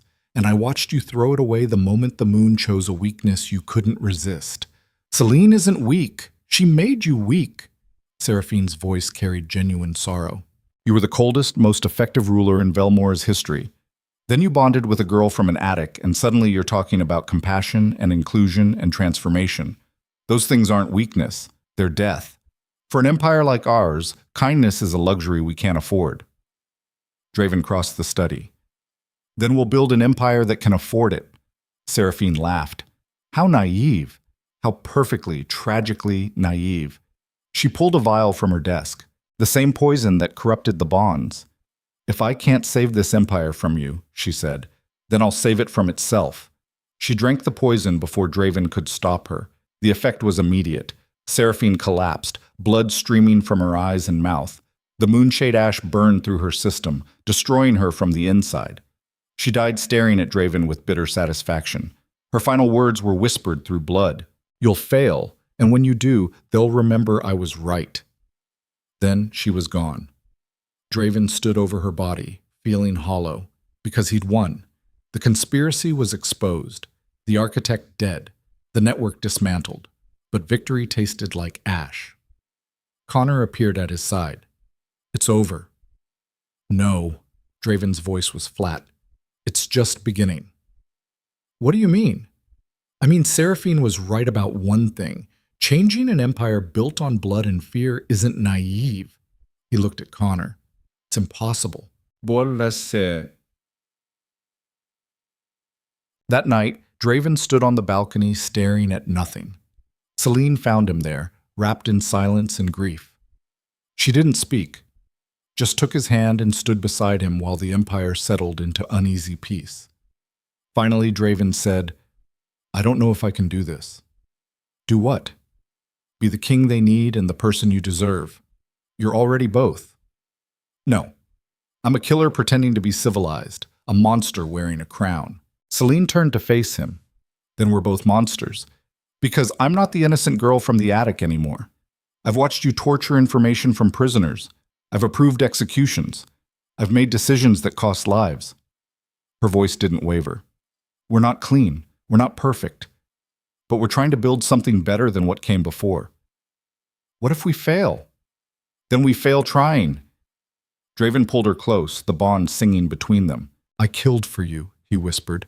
"I became exactly what I swore I'd never be, and I'd do it again." "I know. Does that make me a monster?" "It makes you human." The distinction settled into his chest like warmth, because maybe that was the point. Monsters didn't question their actions. Humans did, and the fact that Draven was terrified of what he'd become meant he hadn't lost himself completely. They stood there beneath Velmora's eternal moon while the empire transformed around them. The conspiracy was over, but the real work was just beginning. Building an empire that protected the weak without crushing the strong. Creating power structures that included rather than dominated. Transforming tradition without erasing identity. It would take years, maybe generations, and it would require Draven to become something he'd never been before. Not a warrior king, not a brutal enforcer, but a leader willing to change his own nature to build something better. The hardest thing he'd ever do, and the only path forward. The empire fractured 3 months after Lady Seraphine's death. Not violently, not dramatically, quietly, like a structure with foundational cracks finally admitting it couldn't hold the weight anymore. Draven stood in the war room at dawn, studying reports that painted a picture of systematic collapse. Territories refusing to send tribute, noble houses ignoring royal summons, border regions declaring autonomy under the pretense of protecting traditional values. The transformation programs Selene championed were working in the capital. But beyond the city walls, they were seen as weakness. Connor entered carrying another stack of dispatches, his expression grim. 3 more houses declared independence overnight. They're calling it the Preservation Coalition. Draven didn't look up from the maps. How many does that make? 17. And growing. The math was simple and brutal. If the coalition reached critical mass, Velmora would fracture into warring territories. Everything 3 generations of Valehart kings built would collapse into chaos. And it would be Draven's fault for choosing love over fear. They want me to abdicate, Draven said quietly. It wasn't a question. Connor's silence confirmed it. The coalition's terms arrived by messenger at noon, written on parchment that smelled like old money and older hatred. The language was formal, respectful even, but the demand was clear. Abdicate the throne. Sever the bond with Selene. Restore traditional power structures. Allow the council to select a new king from approved bloodlines. Or face civil war. Draven read the terms 3 times, memorizing every word. Then he burned the parchment and watched it turn to ash. Selene found him there, staring at the remains. "What did it say?" she asked. "That I have to choose between you and the Empire." Her face went pale. "What are you going to do?" Draven turned to face her. The bond thrummed between them, solid and unbreakable, despite the poison that tried to corrupt it months ago. "I'm going to show them what happens when you mistake compassion for weakness." "That's not an answer." "Yes, it is." He crossed to her, took her face in his hands. "Listen to me carefully. What I'm about to do will make me the villain in every history book written about this era. Future generations will call me tyrant, butcher, the king who burned his own empire rather than compromise, Draven. But I won't be the king who chose power over the person who taught him how to be human again." Tears welled in Selene's eyes. "You can't go to war with half your empire because of me. I'm not going to war because of you. I'm going to war because they think threatening you will make me submit." He pressed his forehead to hers. "They're about to learn that the most dangerous thing you can do to a wolf is threaten his mate." The declaration of war went out that evening, not through diplomatic channels or council debates. Draven delivered it personally. He stood on the palace balcony overlooking the capital, amplified by magic, so his voice carried across the city and beyond. Thousands gathered in the streets below. Nobles watched from their estates. The entire empire held its breath. His voice cut through the silence like a blade. To the houses of the Preservation Coalition. To those who believe tradition matters more than progress.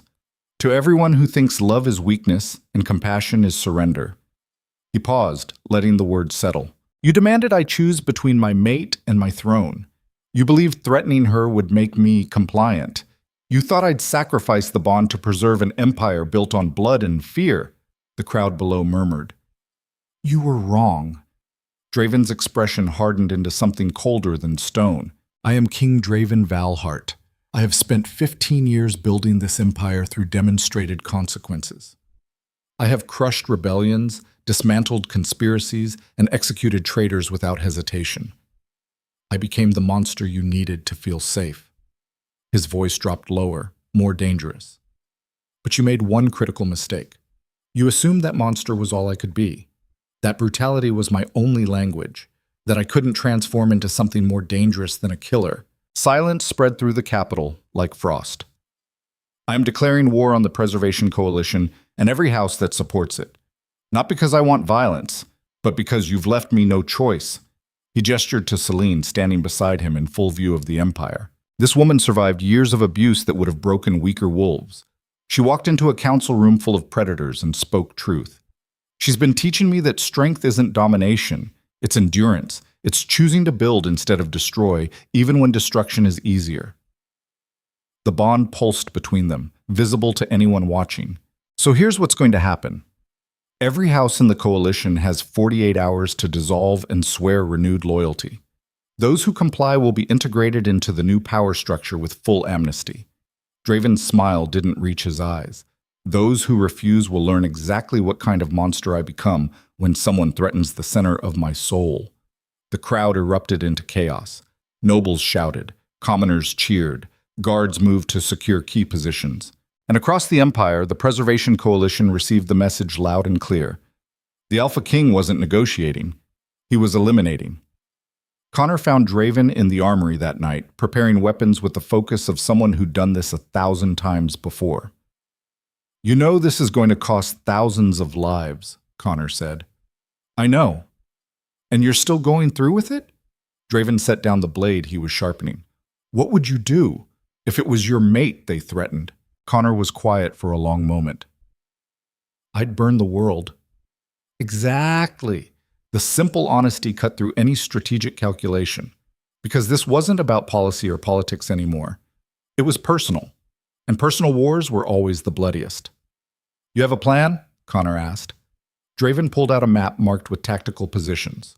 "We hit the coalition's supply lines first, cut off their ability to sustain a prolonged conflict.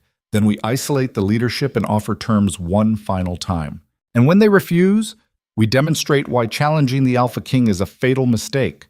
Connor studied the map. "This is going to require precision. One wrong move and we trigger the civil war we're trying to prevent. Then we don't make wrong moves." Draven's voice carried absolute certainty, because he'd spent 15 years learning the Empire's vulnerabilities. Every weakness, every pressure point, every way to dismantle power structures without triggering collapse. He'd built this empire. He knew exactly how to burn it down.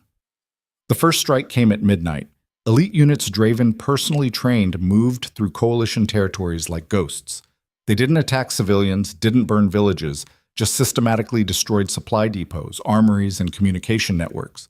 By dawn, 6 coalition houses were isolated and vulnerable. The message was clear. Draven wasn't interested in occupation. He was interested in capitulation. Lord Cain Thornwood, leader of the coalition, responded with brutal efficiency. His forces mobilized faster than intelligence predicted. They fortified positions, consolidated resources, and prepared for siege warfare. But more importantly, they captured leverage. The news reached Draven during a strategy session 3 days into the conflict. Connor entered the war room with an expression that made Draven's blood run cold. "They have hostages." "Who?" "Families of soldiers in your army. Civilians from territories loyal to you. They're threatening execution unless you withdraw." Draven felt ice flood his veins, because this was the move he should have anticipated. Thornwood was smarter than the previous conspirators. He understood that Draven's transformation had created vulnerability. That the king who once would have sacrificed anything for victory now cared about collateral damage. "How many?" Draven asked. 300 confirmed. Maybe more. Selene entered the war room, her expression steel. "We negotiate." "No, we can't let 300 people die because of us." Draven turned to face her. "If we negotiate now, we prove they can control us through hostages. Every future conflict will use the same tactic. So we just let them die?" The question hung in the air like poison, because that was the trap. Save the hostages and prove the coalition was right about his weakness, or sacrifice them and prove he was the monster everyone feared. There was no good choice, only terrible ones. Draven closed his eyes, feeling the weight of 300 lives pressing against his soul. Then he made the decision that would define his reign. "We rescue them." Connor's head snapped up. "That's suicide. Thornwood has them in his stronghold. It's fortified, heavily guarded, designed to withstand siege. Then we don't siege it. We infiltrate. With what army? I need 12 wolves, the best we have.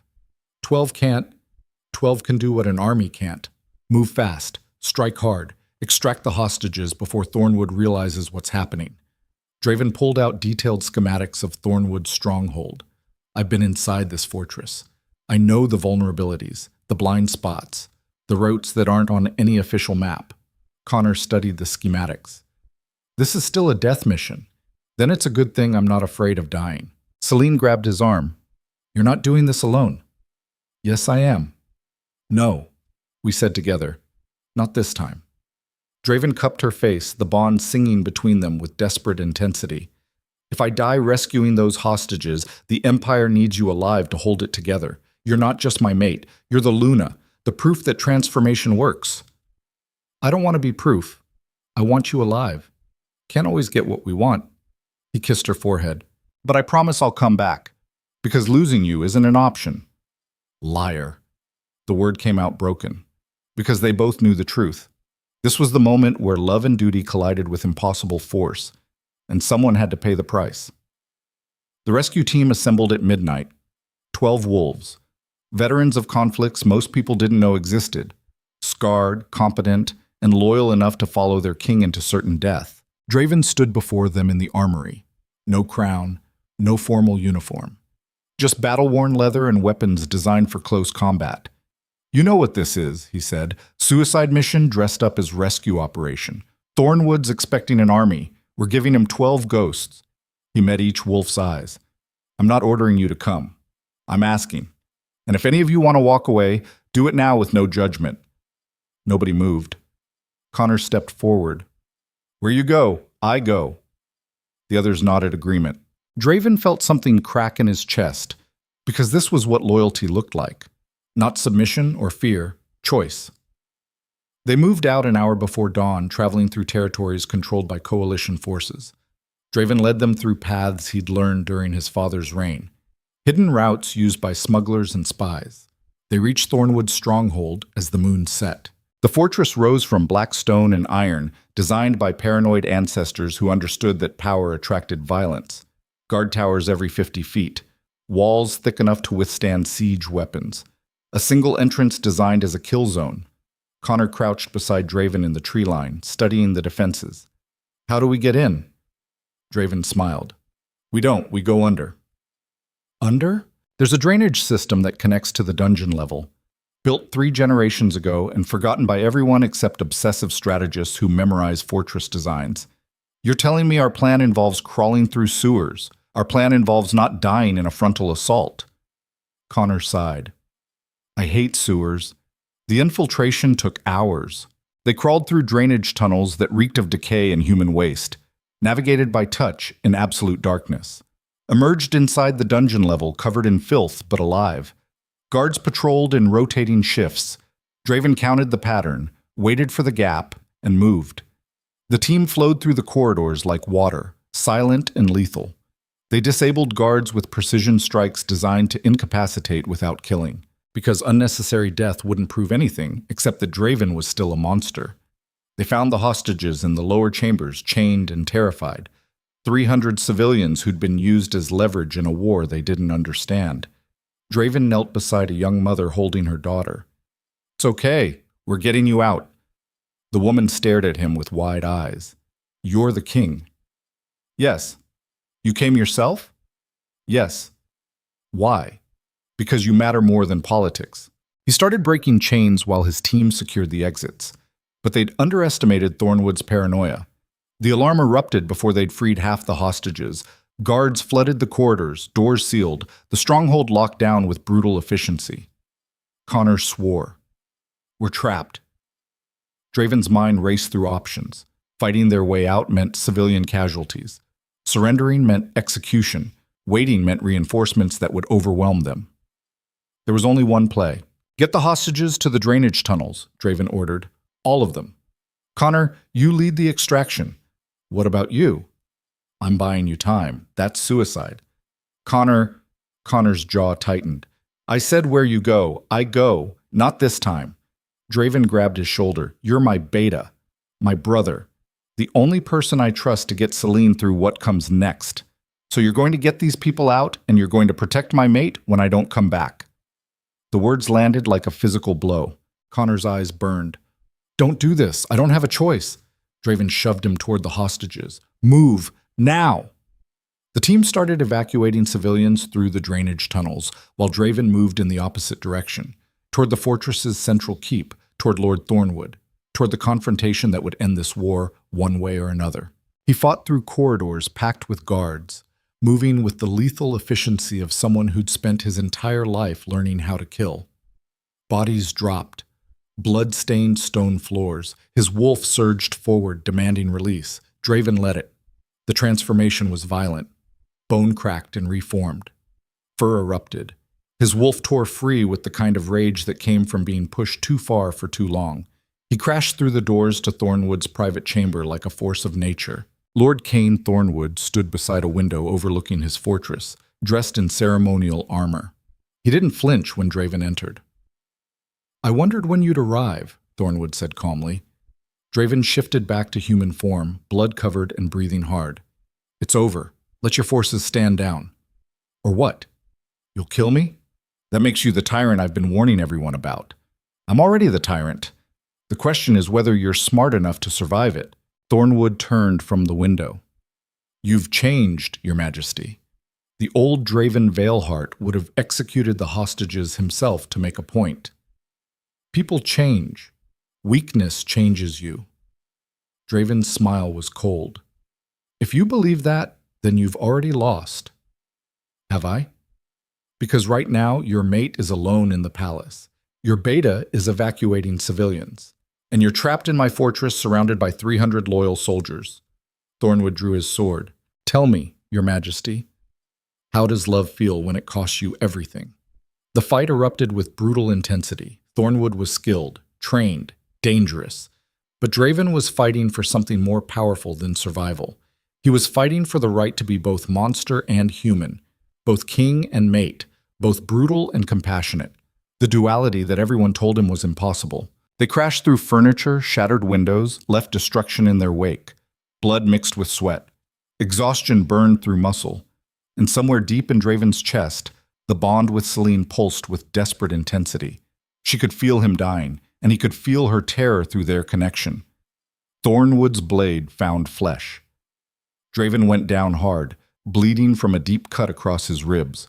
Thornwood stood over him, sword raised. "Any last words?" Draven smiled through blood. "Yeah.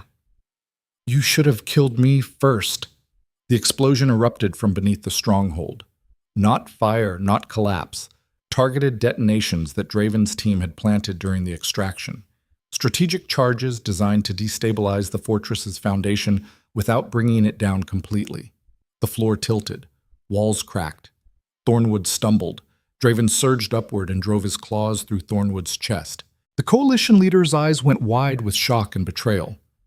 "You were right about one thing," Draven said quietly. "Love did change me." He twisted his hand. "It made me more dangerous, because now I have something worth fighting for beyond power."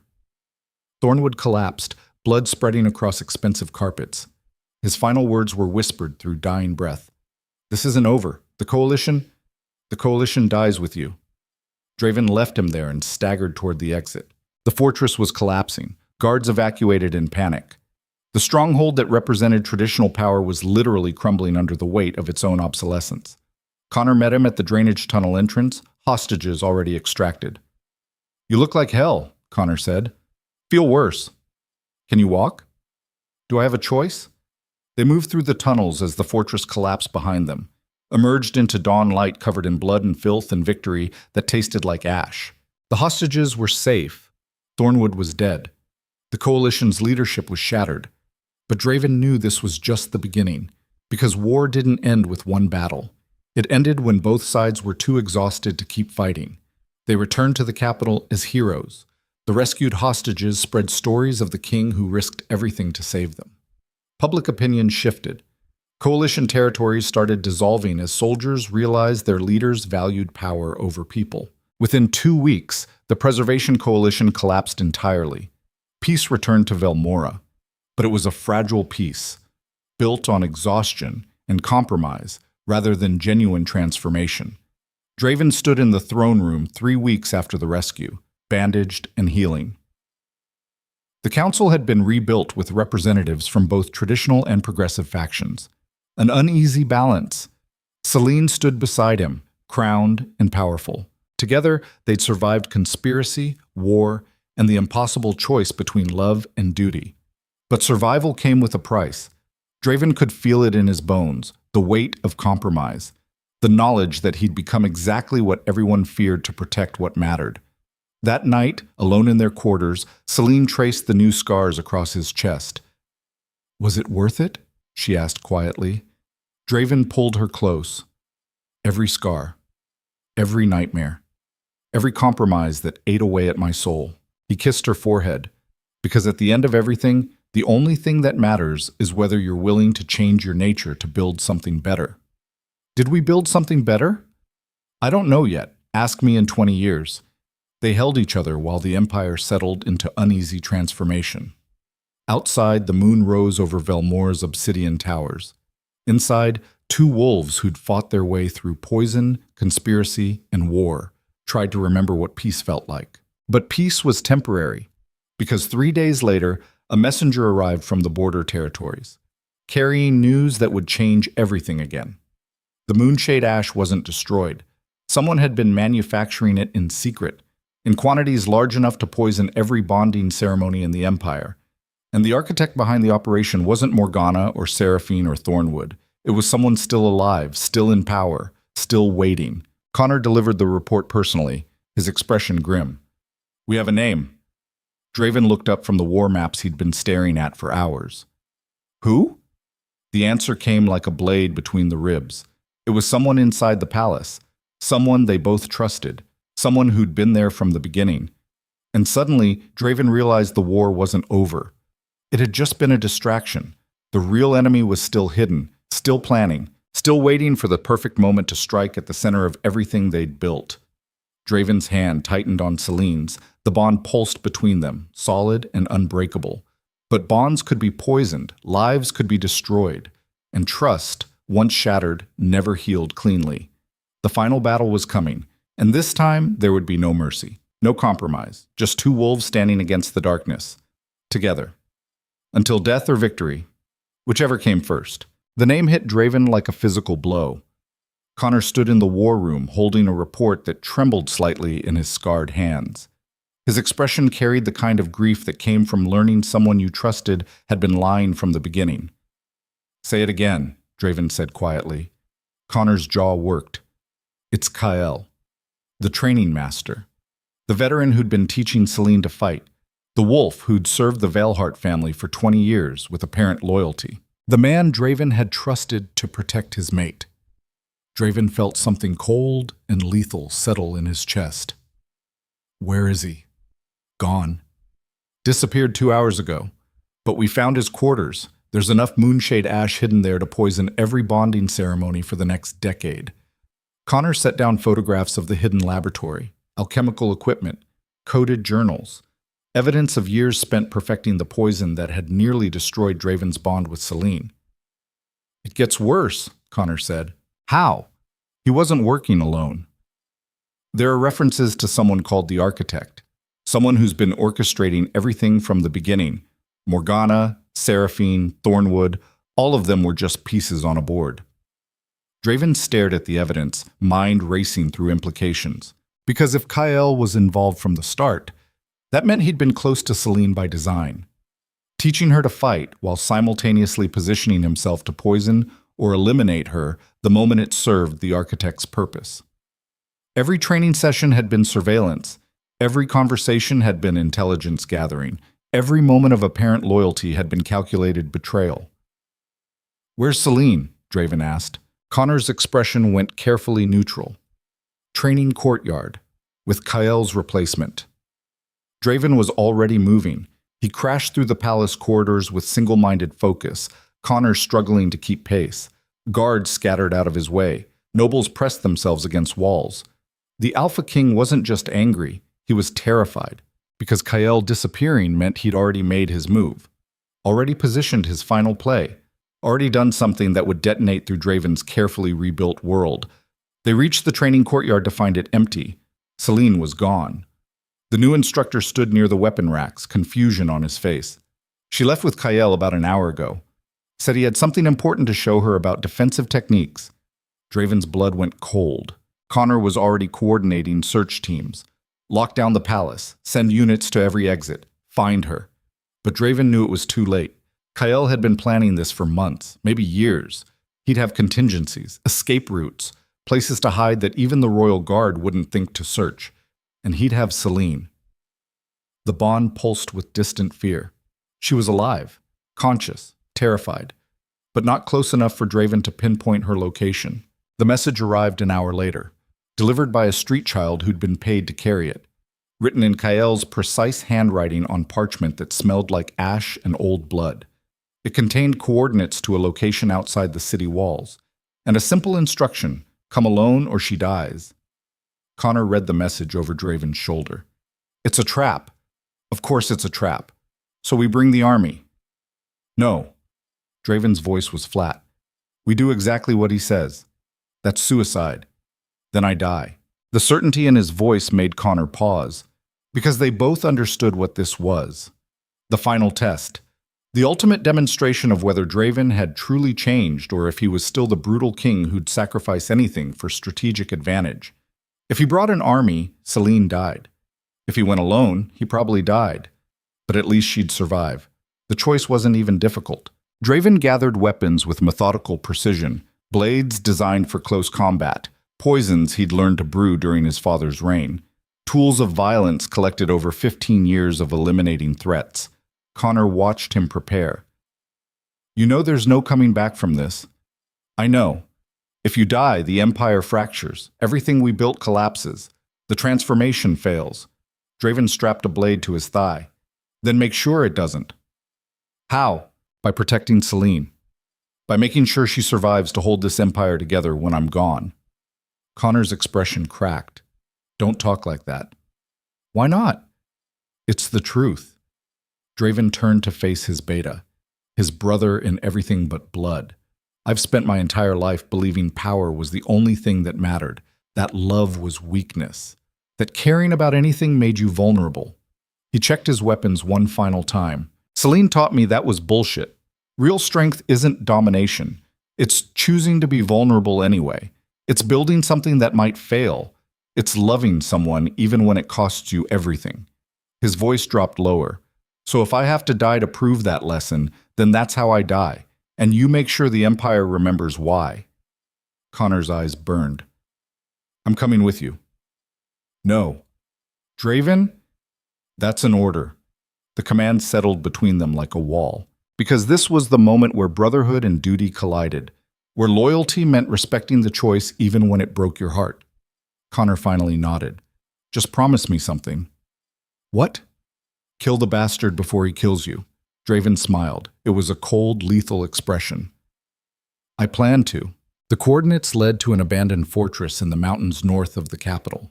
A relic from wars most people had forgotten. Stone walls crumbling under the weight of time.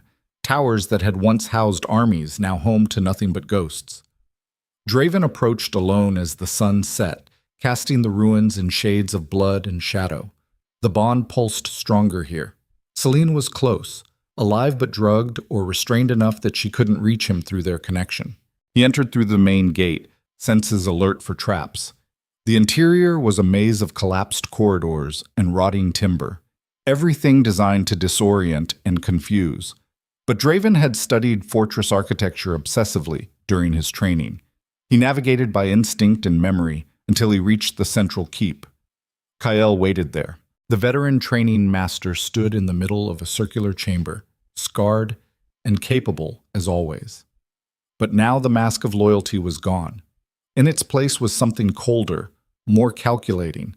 Selene hung unconscious from chains bolted to the ceiling, alive, breathing, but helpless. Draven felt rage surge through him so intense he nearly shifted on the spot. Let her go, he said quietly. Kael smiled. You came alone. I'm impressed. The old Draven Valehart would have brought an army and damned the consequences. I'm not the old Draven Valehart. No. You're something far more interesting. A king who learned to love. How poetic. Kael circled the chamber like a predator assessing prey. Do you know how long I've been planning this? How many years I spent positioning myself? Gaining your trust. Waiting for the perfect moment to strike. 20 years, Draven said. Since my father's reign. Kael's smile widened. Very good. I was wondering if you'd figure it out. He gestured to Selene's unconscious form. Your father killed my mate during the Northern Rebellion. executed her publicly for treason because she spoke against his expansion policies. He made me watch. Draven's expression didn't change. So this is revenge. This is justice. Kale's voice hardened. I spent 2 decades building a network, recruiting allies, perfecting the poison that would corrupt your precious bonds. Everything that happened to you, every conspiracy, every assassination attempt, it all came back to one goal, making you feel what I felt, making you watch the person you love die while you're helpless to stop it. The psychology of revenge was simple and brutal. It didn't care about collateral damage or strategic logic. It just wanted the target to suffer the same way you'd suffered. So you poisoned the bonding ceremonies, Draven said. You created chaos. You funded conspiracies. You killed hundreds of innocent wolves just to get to me. Necessary casualties. They were people. They were obstacles. Kale pulled a vial from his jacket, the same moonshade ash that had nearly killed Draven and Selene's bond during the Ascension. Here's how this ends. You drink this. The poison severs your bond permanently. You watch your mate become a stranger. Feel the connection die. Experience the same hollowness I've lived with for 20 years. And then I let her live. Broken. Changed. But alive. Kale's smile was cruel. Or you refuse and I kill her right now. Your choice. The trap was perfect. Drink the poison and lose Selene anyway through severed bonds. Refuse and watch her die. No good options. Only terrible ones. Draven stared at the vial, mind racing through strategies. He could fight, try to kill Kyle before he hurt Selene, but the chains holding her were rigged with mechanisms designed to snap her neck if Kyle fell. He could try to negotiate, but revenge didn't negotiate. It just consumed until nothing remained. The only play was the one Kyle expected him to reject. Sacrifice. Give me the vial, Draven said. Kale's expression flickered with surprise. Just like that? Just like that. Draven held out his hand, because he'd learned something over the past year, something Selene taught him through example and endurance. Real strength wasn't about winning, it was about choosing what you were willing to lose. If drinking poison saved her life, even temporarily, then that's what he did.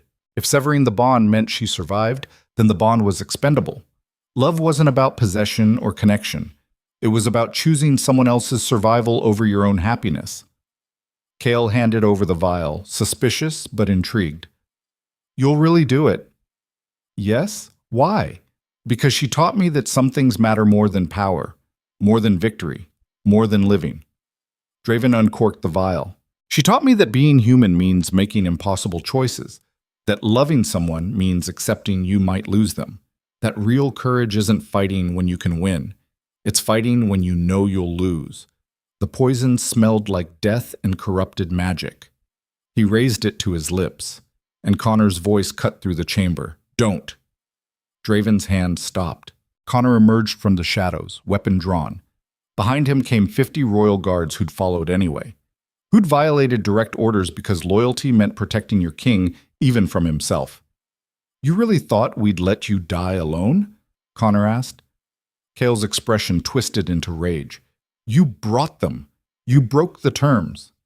No, Draven said quietly.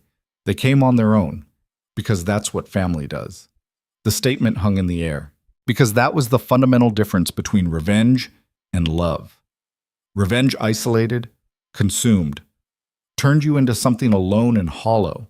Love built, connected, created relationships strong enough to violate orders and risk death. Kale lunged for the mechanism controlling Selene's chains. Draven moved faster. He threw the vial of poison at Kale's face. The glass shattered. Moonshade ash splashed across skin and eyes. Kale screamed as the corrupted magic burned through him. Guards rushed forward, secured the chains, lowered Selene to the ground. Draven caught her before she hit stone, cradling her unconscious body. The bond pulsed weakly between them, damaged by proximity to the poison, but not severed, not broken, just wounded. Kale collapsed, the poison eating through him from the inside. The same weapon he'd used to destroy hundreds of bonds now destroying him. His final words came out wet and rasping. You won, but you'll never escape what I made you become. Draven looked down at him without pity. I already escaped it. Because I learned the difference between being a monster and choosing to be human. Kale died staring at the ceiling, alone and hollow. Exactly the fate he'd tried to inflict on Draven. The guards secured the fortress while Connor organized extraction. Medical teams arrived to treat Selene and flush any residual poison from her system. Draven held her through all of it, refusing to let go. The bond slowly strengthened as the moonshade ash dissipated.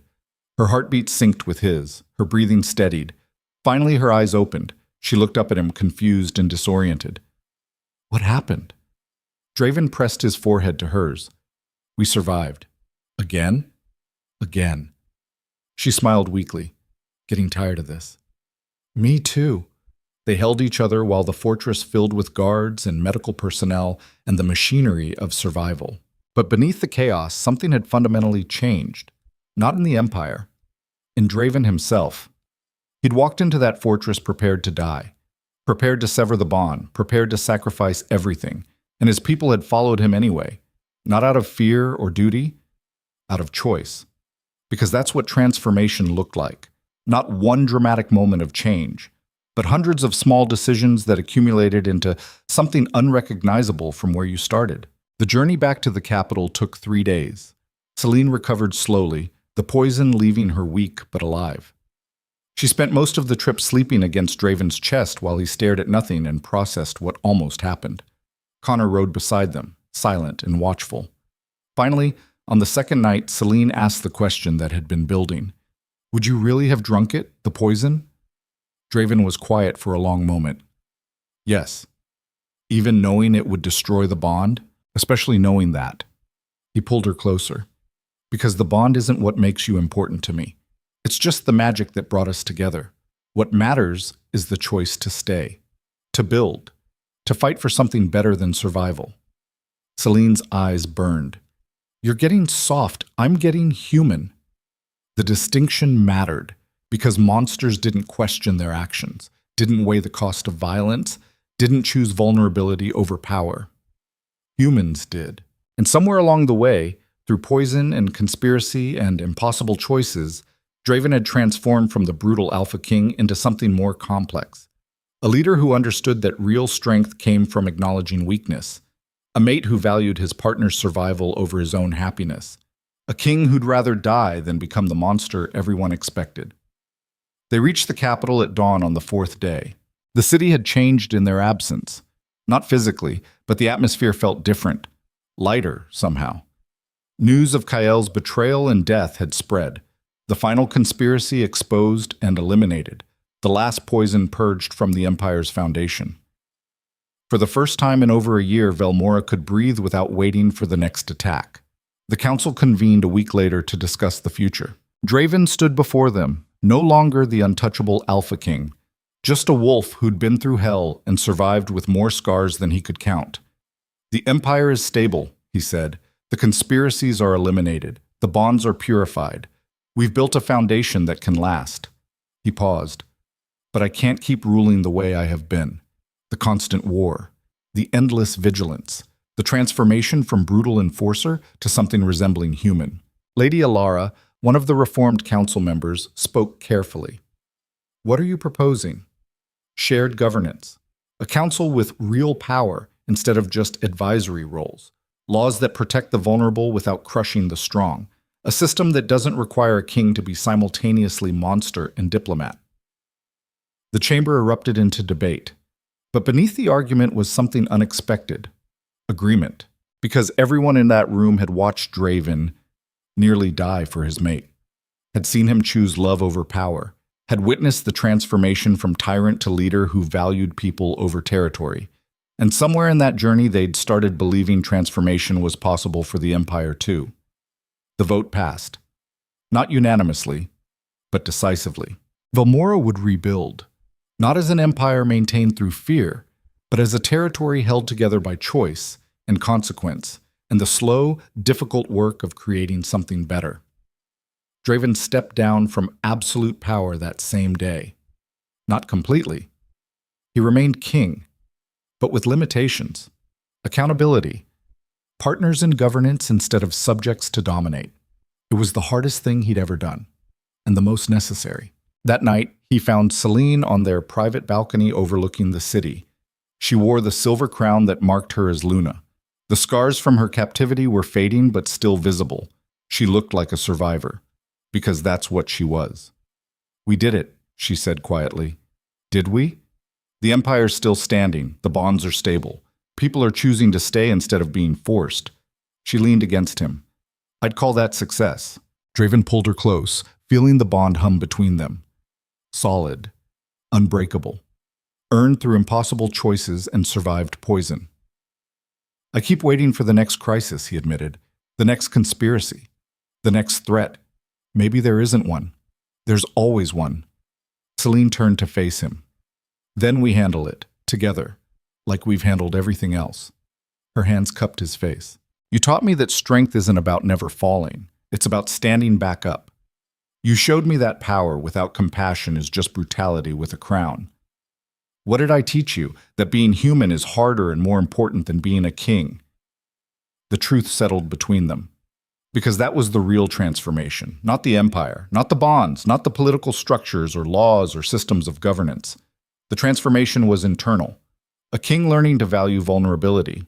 A survivor learning she deserved to exist loudly. Two wolves choosing each other again and again through poison and fire and impossible odds. They stood there beneath Velmora's eternal moon while the city settled into something resembling peace. Real peace. Not maintained through fear, but built through choice. The kind of peace that acknowledged darkness existed, but refused to let it win. Years passed. The empire stabilized under shared governance. Territories that had declared independence returned through negotiation instead of conquest. The bonding ceremonies flourished under new protections. Selene's transformation programs expanded, creating sanctuaries and support systems for wolves who'd been invisible under the old regime. Draven learned to delegate, to trust, to accept that he couldn't control everything, and that sometimes the strongest thing you could do was step back and let others lead. They had children eventually, heirs who inherited a kingdom fundamentally different from the one Draven had built through blood and brutality. A kingdom where love wasn't weakness, where transformation was possible, where choosing to be human mattered more than choosing to be feared. Connor remained beta until age finally caught up with his accumulated injuries. He retired to a small estate outside the capital, surrounded by wolves who loved him not for his scars, but for his loyalty. The conspirators became cautionary tales. Morgana, Seraphine, Thornwood, Kyle. Names whispered as examples of what happened when revenge consumed everything human. And through it all, Draven and Selene ruled. Not perfectly, not without conflict or difficulty, but together, making impossible choices, surviving poison and politics and the slow erosion of isolation, building something that lasted not because it was invulnerable, but because it was adaptable, because empires built on fear always collapsed eventually, but kingdoms built on choice could transform. One painful decision at a time. Draven stood on the same balcony decades later, silver threading through his dark hair, scars mapping a life of violence slowly giving way to gentler marks of time. Selene joined him, her blonde hair now touched with white. The midnight blue gown she'd worn the night they met long since retired to a memory chest. They'd survived. Not just the conspiracies or the wars, but the harder battle of staying human while wielding power. Of choosing each other when it would have been easier to choose empire. Of transforming from survivors into architects of something better.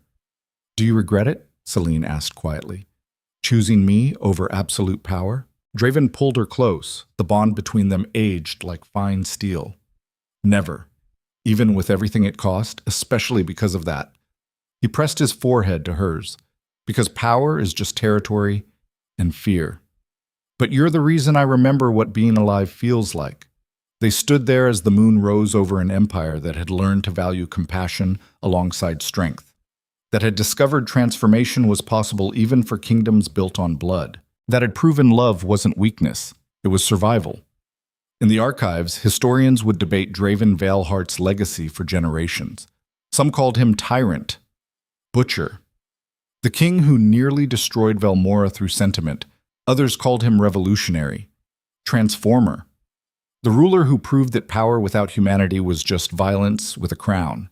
But those who knew the truth understood something simpler. He was a wolf who learned to be human. A king who chose love when everything demanded power. A survivor who transformed not through one dramatic moment, but through thousands of small decisions that accumulated into fundamental change. And in the end, that was the only legacy that mattered. Not conquest or territory or the breadth of empire, but the choice to be vulnerable in a world that rewarded brutality. To build instead of destroy. To love even when it cost everything. Under Velmora's eternal moon, the empire flourished. Not because it was perfect, but because it was adaptable. Not because it eliminated darkness, but because it refused to let darkness define it. And at the center of it all stood two wolves who'd fought their way through poison, conspiracy, and impossible choices to prove one fundamental truth. Love wasn't submission, it was survival. It was choosing someone again and again through every crisis. It was building something that lasted beyond fear. And sometimes, in those quiet moments between crises, it was just two people standing on a balcony beneath the moon, holding each other while the world transformed around them. That was enough. It was always enough. Because crowns demanded sacrifice and thrones consumed something human. But love, at its most powerful, didn't conquer. It endured. Through poison and fire. Through conspiracy and war. Through the slow, difficult work of becoming something better than what you started as. Forever. Completely. Until death itself couldn't separate what two souls had fought so hard to keep. The Alpha King and his Luna had chosen each other, and that choice echoed through generations. A reminder that real strength wasn't domination. It was the courage to be vulnerable, the wisdom to transform, the stubborn refusal to let darkness win. Under the eternal moon of Velmora, their story became legend. Not because it was perfect, but because it was true. And truth, in the end, was the only thing worth fighting for.